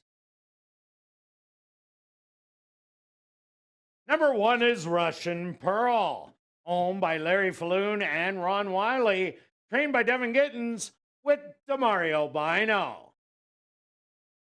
Number 2 is Olive's Candy, owned by Jerry Lambert, trained by Tom Gardaby Jr. with Fraser Abley. Number 3 is I've Got All Night, owned by Pink Cloud Racing, trained by Devin Gittins with Siobhan Bell. Number 4 is Hatshepsut, owned by Back on Track Stables, trained by Jennifer Jordan with Nyrone Austin.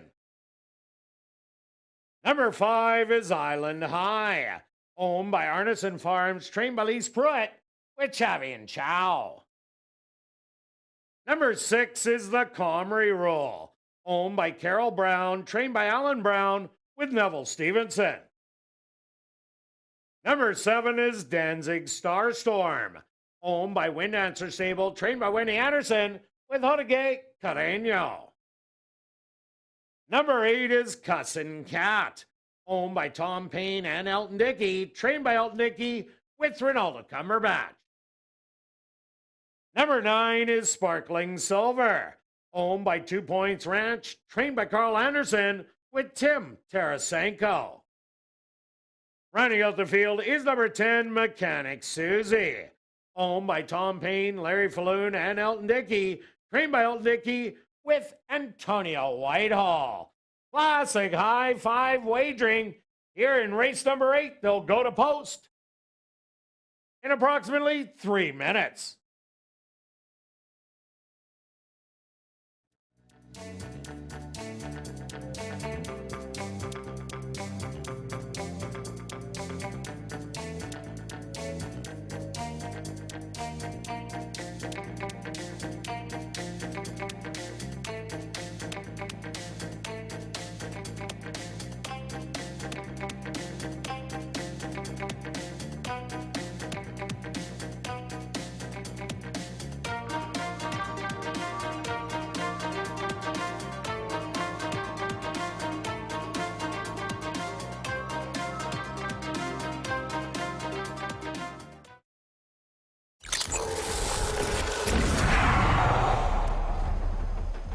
It's now 2 minutes to post time at ASD.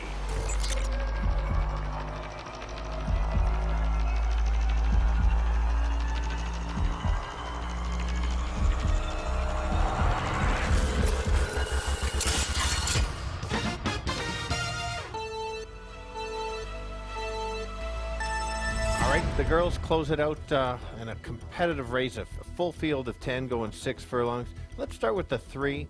This horse ran a great first race out, looked so good. Then tried the mile. That didn't work out for her. I think she can run back to her first race lifetime, and if that's the case, watch out.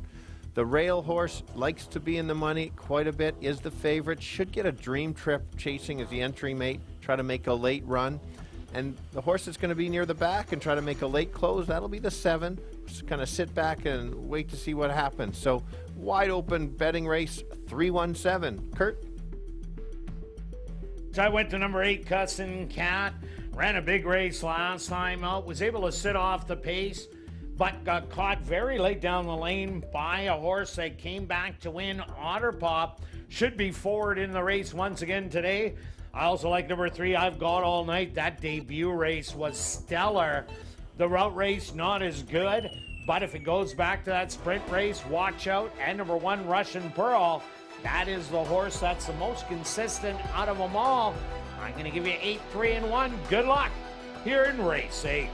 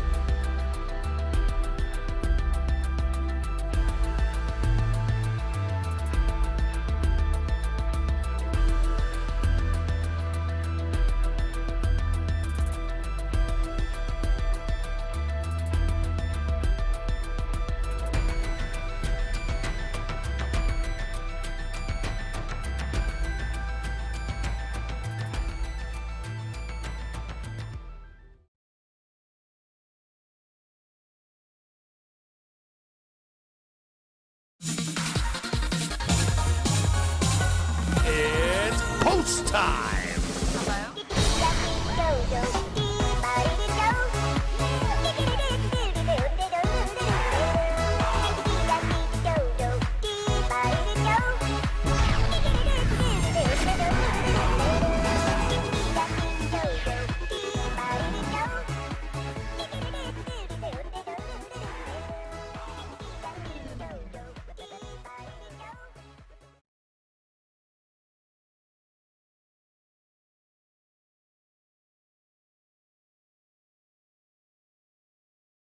Pearl leads him in for the nightcap.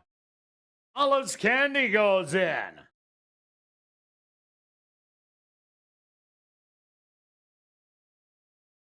On the outside, Sparkling Silver's in.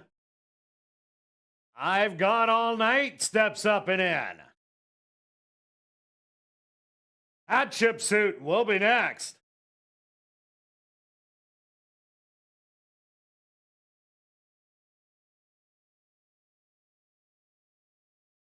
Island High's turn. Next up, the Comrie rule.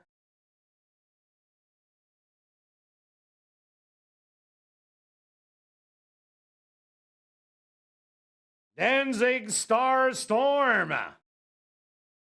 Just 2 left to load. Cussin' Cat.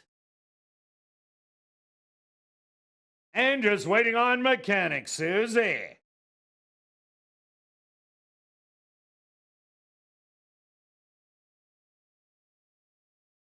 The field is set. They're at the post. And they're off. From the outside, that's Sparkling Silver. Showing speed with Danzig Star Storm.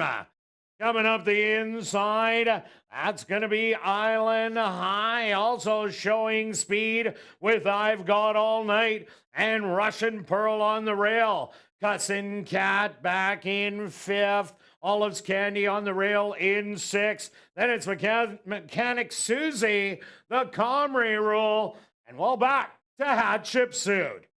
The opening quarter, 22-2. The leader is Island High, now getting engaged by Cussin' Cat for the lead. Back to 3rd on the inside, Russian Pearl in a bit of trouble as they hit the head of the lane. The half 45 in 3. Cussin' Cat with the short lead. Sparkling Silver running a big one on the outside, now takes over. And this is all Sparkling Silver. Gonna draw off to win by 3. Danzig Star Storm in 2nd. 3rd is gonna be Mechanic Susie. 4th, the Comrie rule. And 5th, Cussin' Cat.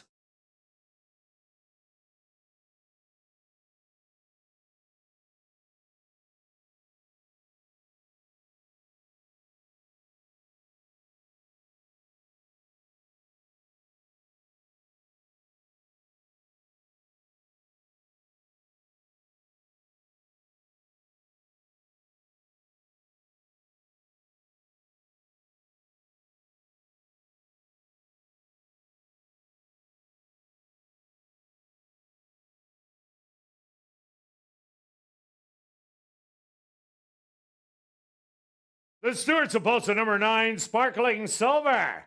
As your race winner, 2nd goes to number 7, Danzig Star Storm.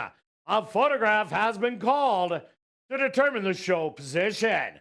They went the opening quarter 22-2, the half 45-3. 5 furlongs, 59 seconds. Time for the 6 furlongs, 1:12-4.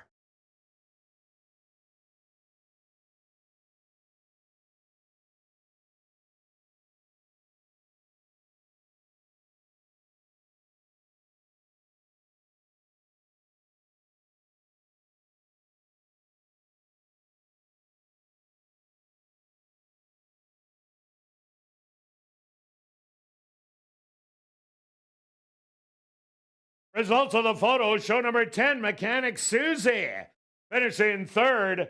4th goes to the Comrie rule, number 6. Rounding out the top 5, number 8, Cussin' Cat.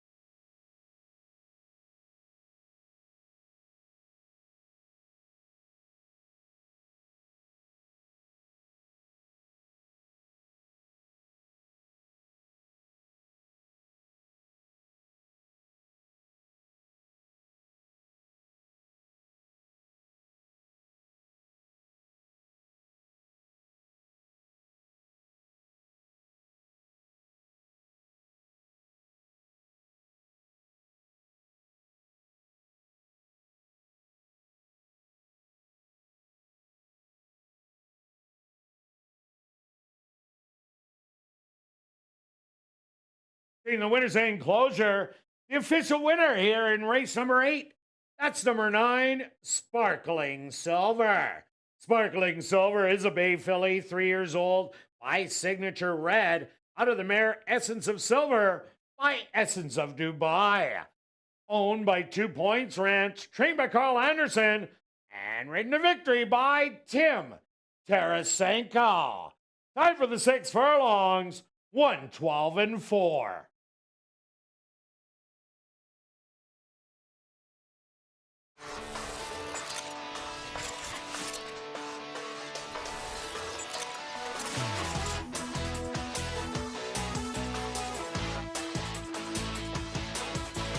Now head up to the clubhouse to enjoy Crazy Hour on the second level. Beer, shots, and wine, $4.75 and 25% off all appetizers. Racing resumes next Monday, Tuesday, and Wednesday at 7:30. See you then. But those on hand, head up to the clubhouse for Crazy Hour.